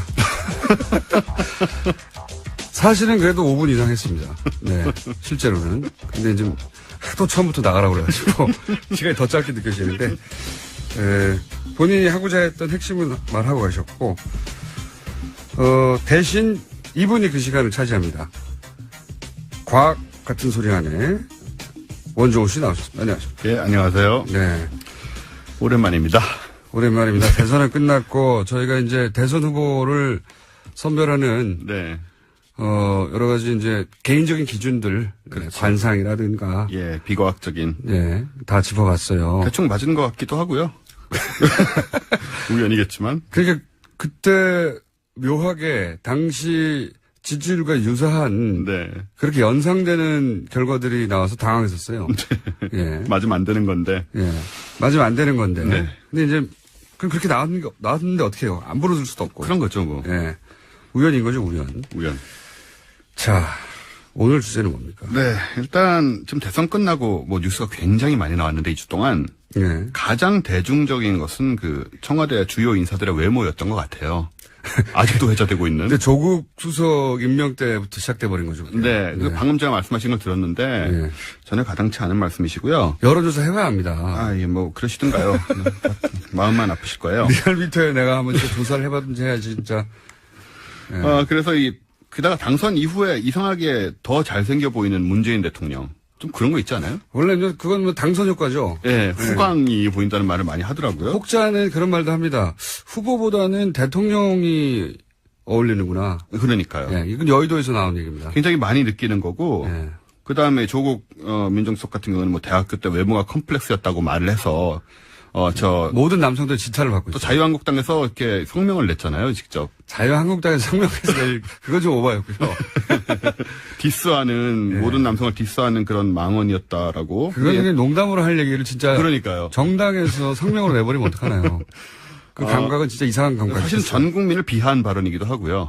우리가 문제 삼을 수 있는 부분입니다. 옛날에 제가 몇 년 전에 이 조국 민정수석을 한번 뵀는데 그때 배바지 입고 좀 촌스러웠어요. 좀 그런 얘기를 널리 퍼뜨려 주세요. 네, 지금 많이 나아지신 거고요. 근데 이제 저도 그 얘기를 들었는데 이런 변호도 있습니다. 배바지가 아니라 다리가 긴 것이다. 그 정도 다리를 길어봐라. 네. 그렇게 되는 거다. 라고 많은 여성들이 변호를 해주길래 네, 제가 참 그렇네요, 기분이. 여하간. 그리고 뭐 오늘 임종석 비서실장 경우에는 네. 저희 누나랑 이제 같은 학교에 저희 누나가 한 학번 후배예요. 네. 그때 진짜로 그 여장을 하고 도망 다녔던 전설이 회자돼서 제가 직접 들었어요, 그 얘기를 그 시절에. 그 시절에 그 이야기 굉장히 유명한 얘기죠. 네네. 꽃미남. 네. 소위. 그때 그래서 정말 여장을 해도 여장을 하면 당시 경찰이 못 알아보고 네. 그래서 못 잡았다고 하는 얘기가 실제인지 아닌지 모르는 채 언론에 굉장히 많이 회자됐어요. 그 당시에 정말 회자가 됐었습니다. 꽃미남으로 실시간으로. 유명했던. 지금은 아니거든요. 아니죠. 솔직히 말해서. 그거 인정할 수 없거든요, 지금은. 네, 좀 많이 떨어지시고요. 그 다음에 이번에 강경화 외교부 장관 후보자. 이분 포스가. 그분도 역시. 예. 네. 어떻게 이런 분을 여태까지 몰랐나 싶을 정도로. 제가 그런 비유를 했었는데, 아웅산 수지. 네. 여사의 어떤 결기 같은 거 아. 플러스 악마는 프라다를 입는다. 그 편집장. 아, 네네. 편집장이 보여주는 이제 전문성. 네. 그 캐릭터의 호를 떠나서 그 카리스마가 있잖아요. 그렇죠. 그런 게 이제 중첩돼서 떠오른다. 네. 보자마자 그런 생각을 했었거든요. 전통적인 우리나라 커리어우먼이 성장해서 어떤 자리에 도달했을 때 이제 보여주는 정도의 이미지하고는 전혀 달랐어요. 또 다르죠. 예. 국제적으로 이렇게 놓으신 분은 무슨 주제인데 이 얘기를 이렇게 가고 있습니까? 아, 네. 그래서 좀 알아보고 싶은 게 뭐냐면요. 네. 그 잘생김의 과학입니다. 잘생김의 과학. 네. 잘생김의 조건은 뭐냐? 과학으로 외모에 대한 기준이 그렇죠. 설명될 수 있느냐? 어느 정도 설명될 수 있습니다. 이것은 전혀 주관적인 것이냐 아니면은 실제로 과학 영역에서 평균해서 네. 뭐 그런 건 얘기입니까? 예, 그렇습니다. 뭐 눈과 눈 사이가 몇 센치면 뭐 뭐 그런 얘기까지는 아니고요. 네. 일단 몇 가지 동의되는 조건이 있어요, 여기에도. 어떤 게 있습니까? 뭐냐 하면 얼굴의 좌우 대칭이 맞아야 됩니다. 얼굴 좌우대칭이 은근히 안 맞아요. 잘 안 사람들. 맞잖아요. 네, 은근히 안 맞고. 저는 특히 안 맞아요. 한쪽 눈 계산 찌그러집니다. 예, 뭐 다들 저도 잘 아는 모르게. 사실이고. 예. 좌우가 완전히 똑같은 사람은 없는데 최대한 대칭이면 좋다는 거고요. 그게 이제 유전자의 관점에서는 굉장히 건강하고 밸런스가 네, 잡혔다는 그렇습니다. 거죠. 예. 근데 공장장님 같이 이제 수염으로 얼굴을 죄다 가리는 경우는 대칭적으로 위장이 됩니다. 근데 사기죠. 예, 이거를 가려도 잘 가려지잖아요. 예, 한쪽이 찌그러집니다, 저는. 특히 눈을 보시면 한쪽이 찌그러지고 있어요, 항상. 지금부터 유별나게 그러고 계시네요. 예. 그런데. 요즘은 남자 외모가 화제니까 남자 관점으로 얘기를 하자면 남자의 잘생김의 포인트는 소위 T존입니다. T존이 어디예요? 이 T존은 이마와 눈썹, 코로 이어지는 이 T 모양의 선이 있죠. T는 이렇게. 팬티만 알고 있는데. 예. 눈썹과 콧대로 이어지는 이게 영어로 T자가 되잖아요. 이렇게. 그게 어떻게 돼야 돼요? 이게 T존 부분이 선과 각이 명확하면 직각을 이루면? 예, 선과 각이 명확하면 이게 남성 호르몬인 테스토스테론의 영향이 크다는 뜻입니다. 그래서 남성미가 살아나요. 그러고 보니 네안데르탈인 같은 경우에 예. 완전 직각 아닙니까? 물론 예. 뭐 가상의 이제 뭡니까? 인형이지만 그분들 눈썹 짙고 직선이고 강하잖아요. 그렇죠. 근데 섹시해 보이지는 않는 게 문제인데. 그건 우리 관점에서는 그렇죠. 네, 근데 네. 그분들 사이에서는 뭐 그랬을 수 있겠죠. 네. 근데 지금 보시면 우리가 지금 얘기하고 있는 뭐 조국 수석이나 문재인 대통령이나 다 이 T존 부분이 굉장히 강조돼 있는 얼굴입니다. 그러니까요. 그렇게 네. 보니까 원종우 씨는 원형이네요. 아닙니다. 제 콧대를 참고해 주셨으면 좋겠어요. 살이 쪄서 그렇지. 제 콧대야말로 이 바로 테스토스테론의 상징적인 그런 콧대죠. 네. 반면에 동단대님은 콧대가 참 많이 죽으시고 해서 이런 부분이 좀 부족함이 느껴지고요. 여자들이 이쪽이 발달하면 중성적인 매력을 표현을 합니다. 그렇게 통계적으로 인지한다? 예, 과학에서는 이런 식으로 얘기를 하고요. 실제로 이 호르몬 영향이 받습니다, 얼굴이. 그런 것 같아요. 네. 실제. 맞습니다. 네. 틸다 스윈튼이라고 설국열차 나왔던, 네네. 설국열차는 좀 이상하게 나왔지만, 그 여성, 유명한. 이분이 이제 이 T존이 굉장히 발달된 분이라. 그래서 중성적인. 그렇죠. 중성적인 매력을 풍기죠. 그리고요. 그 다음에 여성의 경우에는 U존이라고 하는데, 예. 눈 바깥부터 턱선까지가 관건입니다. 얼굴 둥그런 선. 남성, 여성을 미인으로 인식할 때 다르다는 거죠, 기준이. 기준이. 예. 왜냐하면 눈 바깥에서 턱선이요? 네네. 눈 달걀형 턱선. 소위 말하는 달걀형 V자형. 어쨌든 이 선이 부드러워야 돼요. 부드러워야 된다. 여성 호르몬 에스트로겐이 많으면 이게 가늘어지고 부드러워지거든요. 그러니까 이 얼굴을 봄으로써 그런 얼굴을 봄으로써 저 여자는 여성 호르몬이 많기 때문에 우리가 생식이 그러니까 진화 심리학적으로 보자면 생식을 하기 좋은 물론 상대다. 그걸 검사해서는 아니지만 본능적으로 그렇게 본능적으로 느끼는 거죠. 본능적으로 유전자 관점에서 그렇게 느끼고 끌리게 네. 된다. 그래서 여성이 V라인을 그렇게 찾는 것 같고요. 그게 과학적으로 근거 있는 이야기다. 다른 근거가 있습니다. 좀 과하긴 하지만 요즘은. 그렇군요. 그리고 여성 호르몬 영향으로 그 입술도 도톰해진다고 하는데 공장장님이 입술이 참 도톰하세요. 그쵸, 썰어서 먹을 수 있겠다 싶은. 예, 그래서 남자들한테 인기가 있지 않으신가요? 남자들한테. 예, 뭐 저희 사생활에 제가 관여할 바는 아닙니다만. 아니, 그러니까, 저한테 와서 사진 찍자. 네. 그리고, 막 술 한잔 하자. 네. 맥주 한잔 합시다. 막걸리 좋잖아요. 이런 남자분들이 유독 많아요. 중년 남성들이. 중년 남성들이. 예. 본인도 모르게 끌리는 겁니다. 그게. 자기는 어떤 팬이라고 생각하겠지만 성적으로 끌리고 있는 거죠. 여하간, 그런 분들 다가오지 말아주세요. 아니, 유독 남성분들이 이렇게 다가와가지고 사진 찍자고. 네. 술 한잔 하자고. 네. 그러면 제가 꼭 얘기합니다. 왜 제가 당신과 술을 먹어야 하나요? 그게 이제 설명이 되는 거죠. 그걸로 설명은 안 되겠지만 어쨌든 이렇게 외모를 가지고 과학적 통계를 내봤더니 그렇게 느끼고 유전자도 영향을 미치는 거다. 그렇습니다. 근데 이게 호르몬적인 이야기이기 때문에 뭐 주관적인 게 또 개입이 돼서 정답은 아니고요. 그럼 이제 못생김의 과학에 대해서 우리가 좀 알아봐야 될 것 같아요. 알고 싶지 않은데요? 예. 알아봐야 됩니다. 우리에게 관련된 부분이기 때문에. 일상생활과 상관 있는 부분이죠. 네.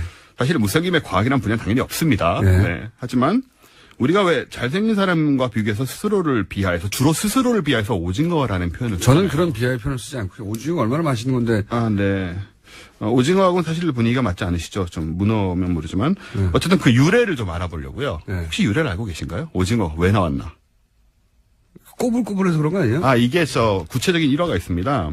일종의 도시괴담인지 실화인지는 모르겠는데 어떤 여자분이 남친이랑 영화를 보러 가셨어요. 네. 근데 그 아저씨란 영화를 보고 있었습니다. 아저씨, 예. 아저씨에는 원빈이 끝없이 나옵니다. 그렇죠. 그렇게 원빈을 보다가 한번 고개를 돌려서 남자친구를 봤더니 웬 오징어가 팝콘을 먹고 있더라.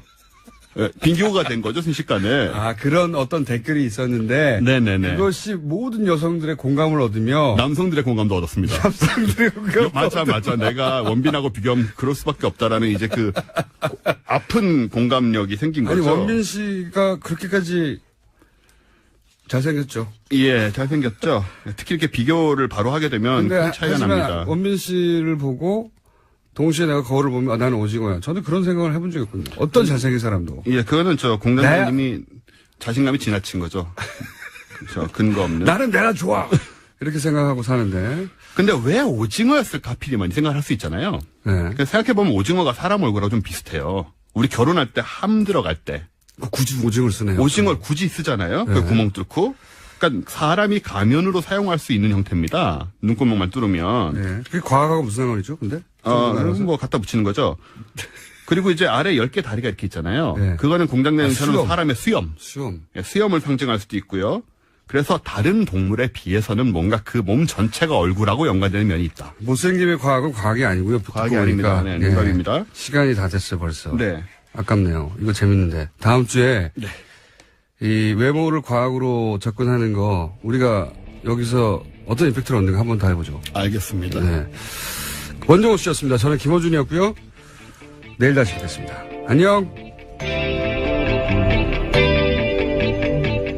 같은 자켓으로요. 그렇게 해줘요. 원하는 대로 해주는데 그걸 굳이 안 하겠다고 한 거거든요. 그러니까 이게 여전히 모든 혐의를 전면적으로 부인하잖아요. 하나부터 끝까지 단 하나도 인정하지 않고 있는 거니까 본인 의식 속에서 나는 죄가 없고 그래서 이렇게 부당하게 핍박받고 있다. 자, 이 수갑을 봐라. 그런 의식이 있는 것 같고 그걸 수갑을 통해 드러낸 것 같아요. 예. 봐라, 내가 이렇게 수갑까지 찼다. 난 죄 없는데. 그런 마음인가 아닌가 여전히 수갑을 통해서 수갑을 일부러 드러냈네. 네, 선택한 거죠. 그 네. 모습을요. 다른 사람들은 안 그러거든요. 자, 최준실 씨는 바로 옆에 앉아 있었고 법정에서. 네, 같은 자리에 앉아 있었습니다. 최순실 씨가 자기 이야기를 좀 했는데요. 40년 동안 지켜본 박 전 대통령을 재판정에 나오게 한 자신이 죄인이다라고 말했습니다. 그러면서도 재판에서는 모든 혐의는 부인하고 있습니다. 그렇군요. 저는 또 한 사람 인상적인 분이 유영하 변호사였어요. 유영하 변호사가 변호인이니까 당연히 여러 가지 말들을 했습니다. 아직 법정 공방이 본격적으로 시작된 건 아닌데 기본적으로 이제 이 그 혐의들을 어떻게 대처나가고 논지를 어떻게 세웠는지를 볼 수 있는 말들을 여러 가지 했잖아요. 저는 유영하 변호사 조력이 박근혜 전 대통령에게 도움이 정말 되는 건지 박근혜 전 대통령 측에서 한번 따져봐야 할 것 같다. 이런 생각을 한 게 오랜 기간 훌륭한 변호사의 조력을 제가 오래 받아봤지 않습니까? 훌륭한 변호사들의 조력을 오랜 기간 받아본 사람으로서 이 유영하 변호사의 조력에 대해서 이 워딩을 보면서 이렇게 하면 안 될 것 같은다는 생각을 많이 한 게 예를 들어서요. 미르 K 재단을 플레이그라운드와 WK 용역 수수 때문에 만들었다. 네. 거기서 글로 돈을 빼내려고 만들었다. 라는 인식이 있고 혐의가 있는데 그렇다 하더라도 이게 주장이에요. 여기서부터는. 그렇다 하더라도 그 돈을 대통령 임기 5년 안에 모두 소진할 수 없다. 근데 그 말은 그래서 5년 안에 소진할 수 없는데 그러므로 뇌물죄로 볼 수 없다. 이렇게 이어진 논지 같은데 아니 누가 그 미르 K 재단 재산을 임기 내에 소진하려고 했다고 몰아친 적이 없잖아요. 일단. 네, 현지 주머니에 들어온 돈 한 푼도 없다 그 논리죠. 네, 그러니까 미르 K 재단을 만든 게 임기 2년 남겨놓고니까 5년 내에 소진될 수 없다는 건 사실관계도 맞지 않지만 이렇게 임기 내에 다 소진하려고 했지 이런 공격을 한 적이 없어요. 아무도 주장하지 않은 혐의를 스스로 씌운 다음에 스스로 벗고 막 그러는 거예요. 일단 이게 아무도 그런 주장 안 했는데 다른 변명을 하고 있는 거죠. 그렇죠. 네. 그리고 임기 중에 다 못 쓴다는 게 뇌물이 아니라는 무슨 반증이 안 되는 거거든요. 뇌물을 받아서 다 못 쓰면 뇌물이 안 된다는 법리가 있나요? 저는 이 논리가 너무 이상하고 저같이 법을 모르는 사람한테도. 그리고 이제 이런 것도 있어요. 블랙리스트에 대해서 대통령이 문제 있는 단체에 대해서 한마디 했다고 하는 것까지는 부인 못하는 거죠. 블랙리스트 1년의 과정 전부를 책임을 묻는 거는 뭐라고 비유했냐면 살인범을 낳은 어머니에게 살인죄를 묻는 거다. 그러니까 어머니는 자식을 낳았을 뿐인데 그 자식이 나중에 살인범이 됐다고 해서 어머니한테 살인죄를 물을 수 있냐. 본인은 무릎을 친 비유인 것 같은데 저는 이 참 말이 안 된다고 생각하는 게 여기서 아마 살인범은 이제 김기춘 비서실장이나 또는 뭐 문체부들의 조윤선 장관이나 이런 그런 부하 직원을 의미하는 것 같죠. 예. 그리고 자신은 뭐 그냥 대통령으로서 문제 있다고 한번 지적했을 뿐인 어머니 이 정도로 비유한 것 같은데 일단 비유가 아주 안 좋아요. 이 비유 자체가 아주 나쁜 상상을 하게 하는 나쁜 비유고요. 그리고 이렇게 비유를 들면 뭐 무슨 생각이 바로 드냐면 살인범을 낳기만 한 게 아니라 살인하라고 교사까지 한 엄마니까 더 나쁘게 상상이 되거든요. 네, 지시했다고 사실상 인정한 거죠. 문제단체에 대해서 말했다라고 한 거니까요. 그러니까요. 대통령의 말이 지시지 그러면 뭐. 편하게 농담했다고 생각할 수도 없는 거고요. 그러니까 이 비유도 안 좋고 논리 전개도 훌륭한 변호사의 조력을 받아본 당사자로서 오랫동안 변호사의 조력을 듣고 보면 내가 생각지도 못한 논지가 튀어나오고 막 이렇게 하면 되겠다는 생각도 들고 그렇거든요. 훌륭한 변호사들. 하고 같이, 재판을 받다 보면. 근데 제가 생각해도 구멍이 많은 논지여서 이분이 도움이 될지 모르겠습니다. 재판에. 박근혜 전 대통령 측한테는. 자, 다음 뉴스는요. 어제 크게 두 가지 사건이 이렇게 있었습니다. 예. 네, 그리고 또 청와대가 세월호 재조사를 위해서 제2기 특별조사위 꾸리겠다라는 조선일보 아침 보도가 있습니다. 국회에 제출된 세월호 2기 특조위법을 여야 합의로 처리하기는 어렵다고 봐서 대통령 업무 지시로 바로 설치할 수 있는 대통령 직속 특조위에 무게를 두고 검토하고 있다는 겁니다. 입법을 통해서는 통과하기도 쉽지 않을 것 같고 시간도 걸리고 조선일보는 참 세월호 재조사하는 데 관심이 많아요. 이거 하지 말라고 계속 주장하고 특히나 관심이 많은데 대통령의 의지를 그만큼 보여주는 거죠. 네, 지난 시간 동안 세월호에 세금이 얼마나 들었는지를 집중적으로 보도한 바도 있습니다. 네. 그리고 뭐 다른 나라의 사례를 들면서도 그렇고 세월호를 재조사하면 나라가 망할 것처럼 굴어요. 조선일보는. 왜 이렇게 관심이 많은지. 여하간 대통령 직속기구로 특조위를 둔다는 거는 그 정도의 의지가 있다는 겁니다.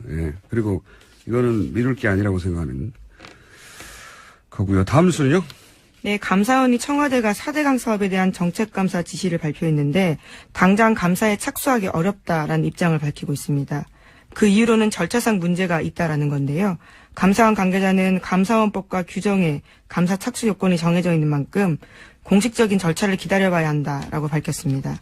하지만 감사원은 이런 요청이 없어도 자체적으로 직권감사할 수 있거든요.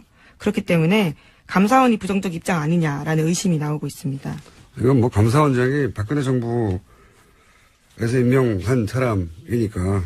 그리고 또 어제 저희 인터뷰를 통해서도 잠깐 문제제기 됐었는데 핵심적인 그러니까 이런 일을 해야 할 핵심적인 요직에 실제로 지난 10년간 4대강을 적극적으로 옹호해서 4대강 업무를 진행시킨 관료들이 그 자리에 가 있다. 감사의 대상이 될 사람이 감사를 할 자리에 가 있어서 그게 쉽지 않을 것이다. 라고 하는 게 10년 동안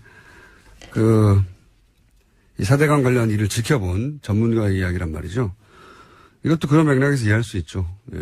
그리고 감사원 내에도 이명박 정부에서 임명한 사람도 있고, 그리고 박근혜 정부와 함께 일했던 사람들도 있고, 그리고 감사원 자체도 거꾸로 감사의 대상이 될 수도 있죠. 네, 왜냐하면 지난 감사를 3번이나 걸쳐서 했기 때문에 네. 그 부분에 대한 이야기도 나올 수 있습니다. 네. 그래서 실제로는 요청하지 않아도 할 수 있지만 대통령이 해야 한다고 하는데도 안 하겠다는 거죠, 지금.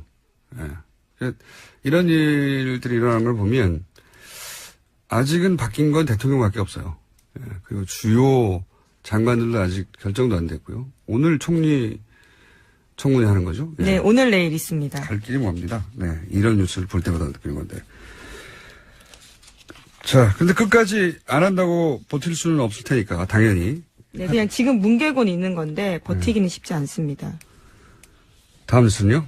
총리 인준 얘기 나오겠죠? 네, 총리 인준 있습니다. 오늘 있습니다. 그런데 자유한국당 인사청문위원들이 이낙연 후보자가 청문회를 방해하고 있다고 주장하면서 국회 청문회 일정 논의에 참여하지 않겠다라는 계획입니다. 자진 사퇴 촉구하고. 보이콧을 하는 거죠, 말하자면.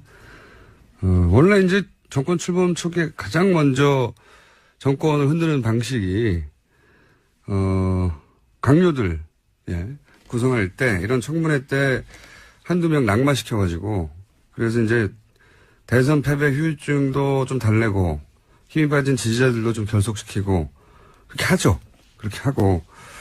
근데 이번에는 그게 좀 제가 보기엔 어렵다 보니까 보이콧 얘기하지만 청문위원이 총 13명인데 자유한국당이 5명밖에 안 되거든요. 전원 다 보이콧해도 청문회는 그냥 정상적으로 열립니다. 그러니까 이런 주장들을 막 해야 되는데 상대 정당 혹은 이 후보에 대해서. 근데 이런 공격을 할 자리에 아무도 참석을 안 하면 그냥 통과되는 거예요. 안타깝게도 자유한국당 입장에서는.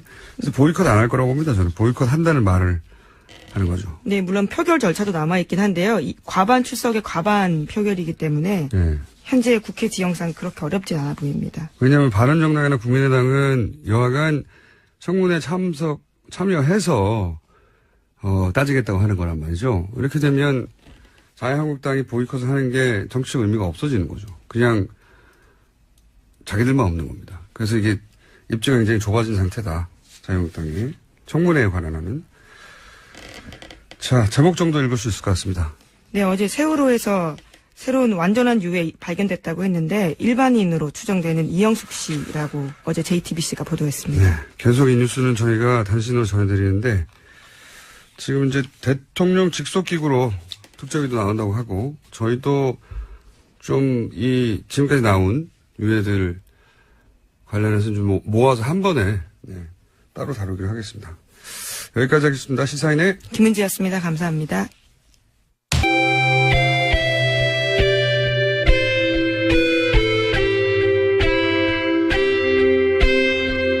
항상 나라를 생각합니다. 이혜훈의 나라 걱정. 자, 뺑뺑뺑 돌아서 이제 나라 걱정을 할 시간 여유가 생긴. 당도 걱정했다가, 본인 스스로 걱정했다가, 후보 걱정했다가, 그죠? 이제 나라 걱정을 여유가 조금 생기셨죠, 당에도. 아, 그럼요. 예. 바른정당의 분위기가, 뭐랄까요. 마치 대선 반쯤 이긴 당 같아요. 그렇지 않습니까? 하여튼 대선에서 하여튼 국민들께서 저희들한테 과분하게 사랑과 신뢰를 주셨다. 이게 저희들 생각이에요. 민주당이 분위기 좋은 게 너무 당연히 거기 제껴놓고 보자면 다른 모든 정당 중에 바른정당에서 제일 긍정적인 뉴스가 많습니다. 예. 으쌰으쌰 한다는 분위기. 예. 그리고 뭐 당이 막 젊어지려고 노력한다는 분위기. 예. 다른 당은 막 지금 싸우고 난리 났는데 그렇죠. 저희 당만 이렇게 일치단결해서 정말 잘해보자. 국민들이 주신 사랑을 우리가 어쨌든 갚아보자. 뭐 이거니까. 이게 이제 그래봐야 사위였거든요. 근데 처음부터 끝까지 내내 꼴찌할 거라고 생각하다가 막판에 대역전이죠, 사실. 대역전이 맞습니다. 네. 예. 이거 1% 2% 득표하는 거 아니야? 이 정도 수준의 고민을 하다가 대역전이라고 볼 수 있죠. 며칠 만에. 예, 단 며칠 만에. 네. 그러면서 국민들도 관심도 높아졌고 잘한다는 응원도 생기고 네. 당신들이 합리적인 보수로 성장해줘야 되는 기대도 있고 뭐 젊은 층도 막 호응도 있고 신날 요소가 많아요, 그죠? 네, 그리고 또 더 감사한 것은 선거 끝나고 나서 다들 막 아쉬운 마음, 그리고 다른 후보를 찍었는데 그거 너무 후회된다. 당신들 이 정도일 줄 알았으면 찍어주는 건데 하면서 막 이렇게 미안해 하시는 게 더 감사하죠. 그래서 신이 난 거가 느껴져요. 네. 바른정당에서는. 더 열심히 할게요. 자, 그러면은 몇 가지 오늘 이슈들이 있습니다. 이제 4대강 이야기도 좀 해야 되고, 그리고 노무현 추도식에 참석했던 뭐 이야기 잠깐 또 하고, 2주차예요, 2주차. 네. 참 2주인데 네. 오래된 것 같아요. 한 2년 된 것 같아요. 맞습니다. 네. 굉장히 오래된 것 같아요. 네. 2주차 평가도 한번 개인적인 관점에서 네. 개인적으로 이런 게 인상적이었다거나 지난 시간에 1주차 됐을 때 네. 그렇게 하셨잖아요. 겁날 정도로 잘하고 있다고. 근데 뭐 그때는 일주일이니까 2주면 좀 흥분도 좀 가라앉고 네? 조금 더 객관적으로 볼 수 있잖아요. 그래서 2주차에 개인적으로 보기에 가장 잘했던 것들. 전 또 여성이라서 특히 네. 그런지 과거 정부들은 보면은 여성 인사 배려한다 이런 굉장히 배려라는 말도 참 듣기에 거슬렸어요. 근데 그러면서 이제 주는 자리라는 거는 정해져 있었죠. 예. 여성부하고 예, 여성부. 사실 박근혜 여가부, 정부는 여성부 말고는 준 적이 없습니다. 딱 여가부, 하나 예. 환경부 장관을 주셨지만 굉장히 말 많고 탈 많고 어떻게 보면 앞으로 여성들 진로에 걸림돌이 됐다라는 평가를 받는 오히려. 그런 게 하나 있었고 그거 말고는 뭐 힘 있는 자리를 주지 않았죠. 한마디로 예. 말해서. 예. 그런 상황이었었는데 지금 이번에는 보면은 청와대 수석 중에서 인사수석을 줬어요. 이거 막강한 자리입니다. 인사수석이라는 거는 이제 인사를 지면 다 지는 거잖아요. 인사가 막강한 많다고. 자리입니다. 가장 힘 있는 자리를 줬고. 조용히 눈에 띄지 않지만 실제로 공직사회에서는 막강한 자리죠. 거기 다 줄 서죠. 네, 인사수석. 상당히 굉장히 놀랬어요. 그 다음에 또 보면은 조현옥 인사수석. 예, 기억하셔야 외무장관, 됩니다. 예. 외무장관 자리를 줬잖아요. 예, 힘 있는 자리죠. 외무장관. 아니, 지금 외무장관 여성 처음 나왔는데 굉장히 힘 있는 자리를 줬고, 이제 물론 보훈처장도 사실 네. 그쪽에서는 힘이 있는 거죠. 그래서 굉장히 그런 부분이 저는 기대를 갖게 해요. 그래서 야, 숫자만 정말, 치는 게 아니라. 예, 정말 이 정부에서는 여성들이 상당히 길을 펴고 능력을 발휘할 수 있는 제대로 된 장이 펼쳐지겠구나 하는 그런 기대가 생기고. 저도 인사수석에 이렇게 맨 처음 발표한 인사인데 인사수석 여성이 가는 걸 보고 인사수석 여성이던 적이 있었나 생각해보니까 없었어요. 처음이에요. 네, 없었어요. 이건 크게 주목받지 않고 있는데 없었어요. 네. 그리고 이제 제가 여성이라서 조금 여성 자랑을 하면 연고주의, 혈연, 지연, 학연 이런 거에서 좀 자유롭잖아요.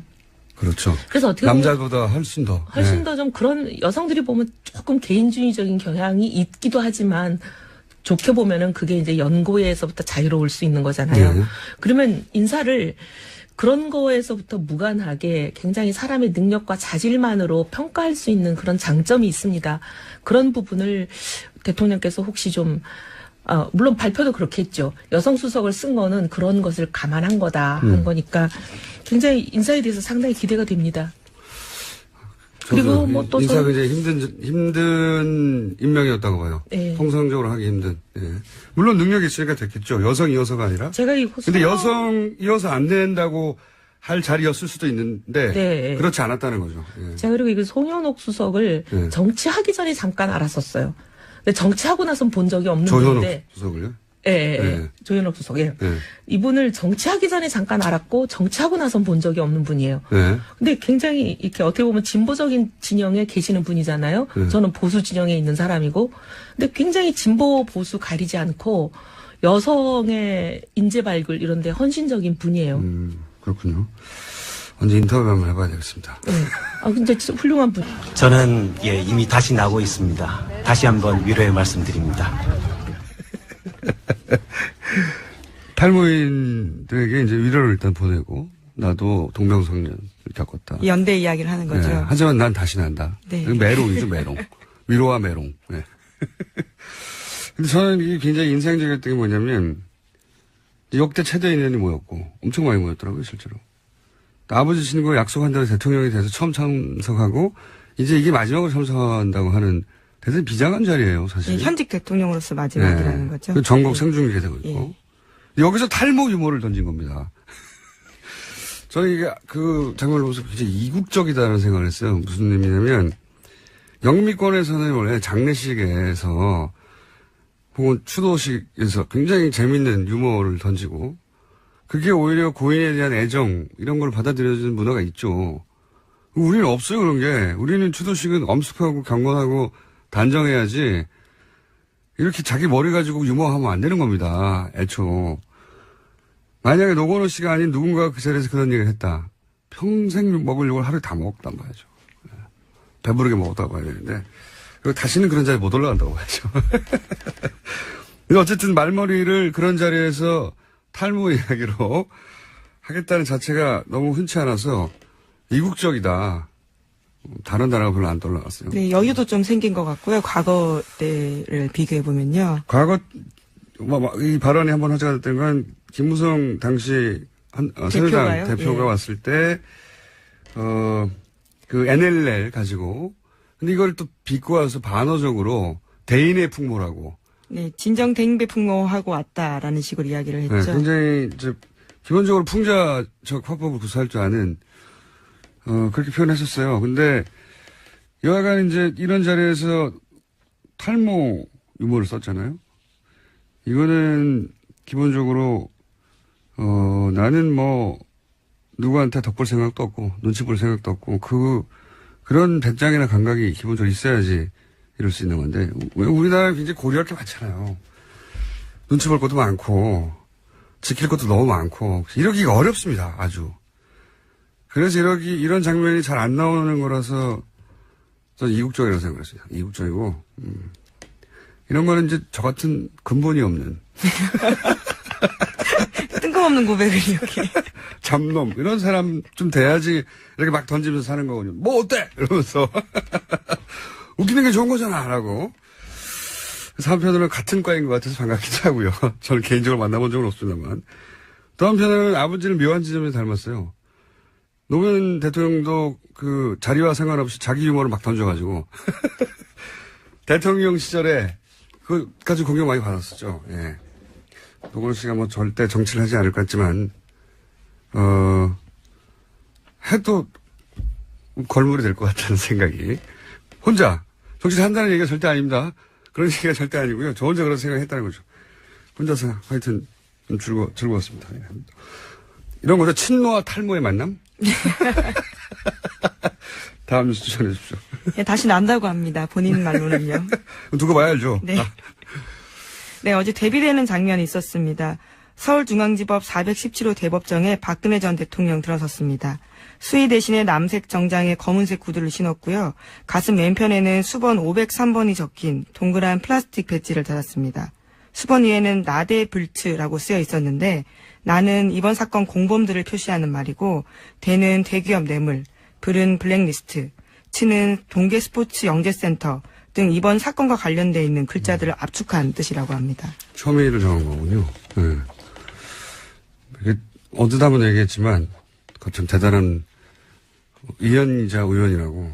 만약에 그러니까 같은 날 오전에 오후에 뭐 추도식과 최초의 공판 전직 대통령 또 그 대통령이 탄핵되고 나서 바로 취임한 대통령 이렇게 엇갈리는 거는 영화를 이렇게 같은 날 이렇게 이런 일이 벌어졌다고 만들면 우연의 남발이라고 욕먹어요. 영화를 이렇게 만들면. 이거는 일부러 이렇게 쉽지 않은 일인데 우선 박근혜 전 대통령과 관련한 가장 인상적인 장면은 수갑을 드러낸 장면이었어요. 네, 출석할 때 그렇게 원래 했죠. 마음이 잘 안 드러나는 표정이잖아요. 근데 이제 저는 수갑을 통해 마음을 드러내는구나. 왜냐면은 이거 가리게 해주거든요. 네, 통상 이제까지 가리고 나왔습니다. 이번 국정농단 네. 사건 관련자들은요. 호송관들이 이제 바뀌어가지고 과거에는 무조건 다 드러내야 되는데 요즘은 다 가리게 해줘요. 물어도 보고 가리겠냐고. 굳이 안 가리겠다고 한 거거든요. 그러니까 이번에는 다른 김기춘, 조윤선 이런 분들은 다 가리고 나왔잖아요. 여러 가지 네, 방식으로. 대비되는 모습입니다. 수건을 감든 뭐 이렇게 가리는 게 용도 있다고 해요. 조윤선 전 장관은 제 기억으로 옷으로 이렇게 옷으로, 갈았던 것 코트. 같아요. 안녕하세요. 김호준입니다. 어제 괴 비행체가 군사분계선을 넘나들었다고 합니다. 지난 10여 년간 북한 소식은 모두 부정적인 뉴스였습니다. 세계 유일 분단 국가가 통일되어야 한다는 생각 그 자체가 과거보다 많이 약해졌습니다. 이제 각자 체제 유지하며 이 상태를 그냥 유지해야 한다 하는 말들도 많이 합니다. 제 생각은 그렇습니다. 파리, 북경, 서울 물리적으로 다 같은 땅 위에 있죠. 서울에서 파리까지 운전에 가는 게 가능은 합니다. 하지만 우리 머릿속에서는 그 땅은 끊어져 있습니다. 머릿속에서 땅이 끊어진 덕분에 우리 머릿속에서 세계는 우리와 떨어져 있고 세계는 저 멀리 바깥에 있죠. 그렇게 나와 세계는 연결되어 있지 않습니다. 물리적 조건은 정신을 한계 짓습니다. 태평양 섬 원주민들이 처음 보는 백인을 신으로밖에 여길 수 없었던 건 그들의 평균 지능이 다른 지역보다 더 떨어져서가 아니죠. 서울역에서 기차 타고 평양, 북경, 모스크바 지나 파리까지 그 상상의 단절이 없어져야 한다. 중고생들이 여름방학이면 이 대륙의 땅끝까지 횡단하는 꿈을 꿀 수 있어야 한다. 그렇게 물리적으로 세계와 연결되는 것이 우리의 변방의식을 덜치고 세계인으로 보편의식을 갖는 출발점일 수 있다. 저는 개인적으로 그게 통일이 가져다 가장 큰 보상이라고 믿습니다. 문재인 정부의 대북 정책이 이런 상상까지 품어주길 개인적으로 기대합니다. 김원준 생각이었습니다.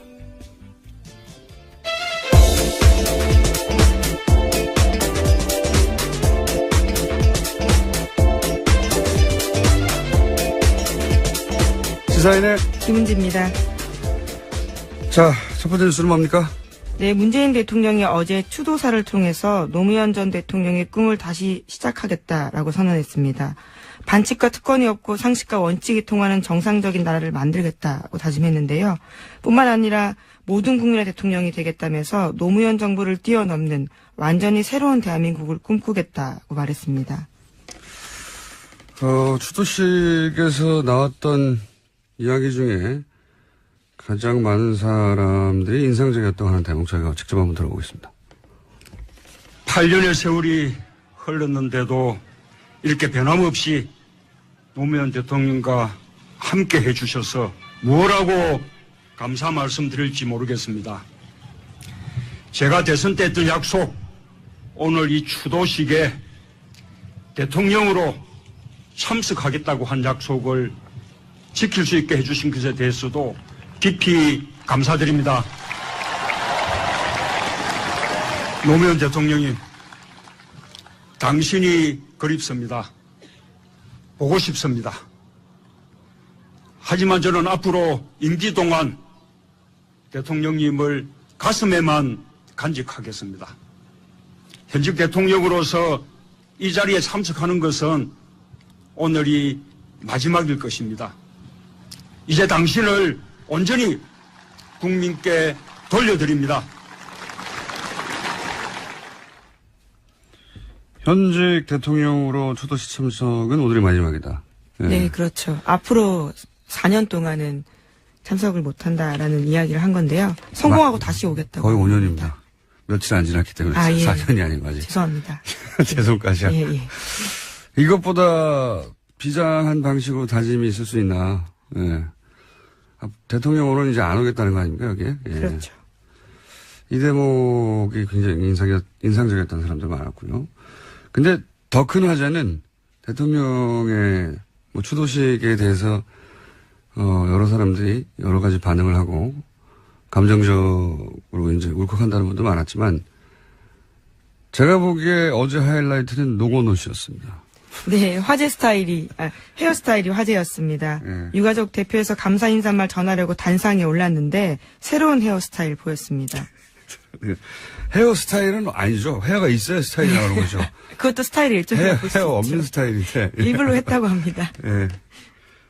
탈모 때문에 그랬다고. 예. 예, 정치적인 의사표시나 사회 불만이 있는 건 아니고 최근에 좀 심하게 탈모 현상이 일어나서 그렇게 스타일을 했다라고 밝혔습니다. 뭐 대선 기간에 이제 아버지 이름이 계속 등장하고 그리고 모욕적인 방식으로 이용당하고 거기 스트레스 많이 받았겠죠. 거기다 단 한마디도 반박을 할 수는 없고 그래서 원형 탈모가 있어서 아예 밀었다고. 여기 이제 이 이야기를 근데 공식선상에서 했어요. 직접 잠깐 들어보겠습니다. 이번 일을 제가 겪으면서 참 전국의 탈모인 여러분에게 심심한 위로와 동변상련의 정을 전하는 바입니다.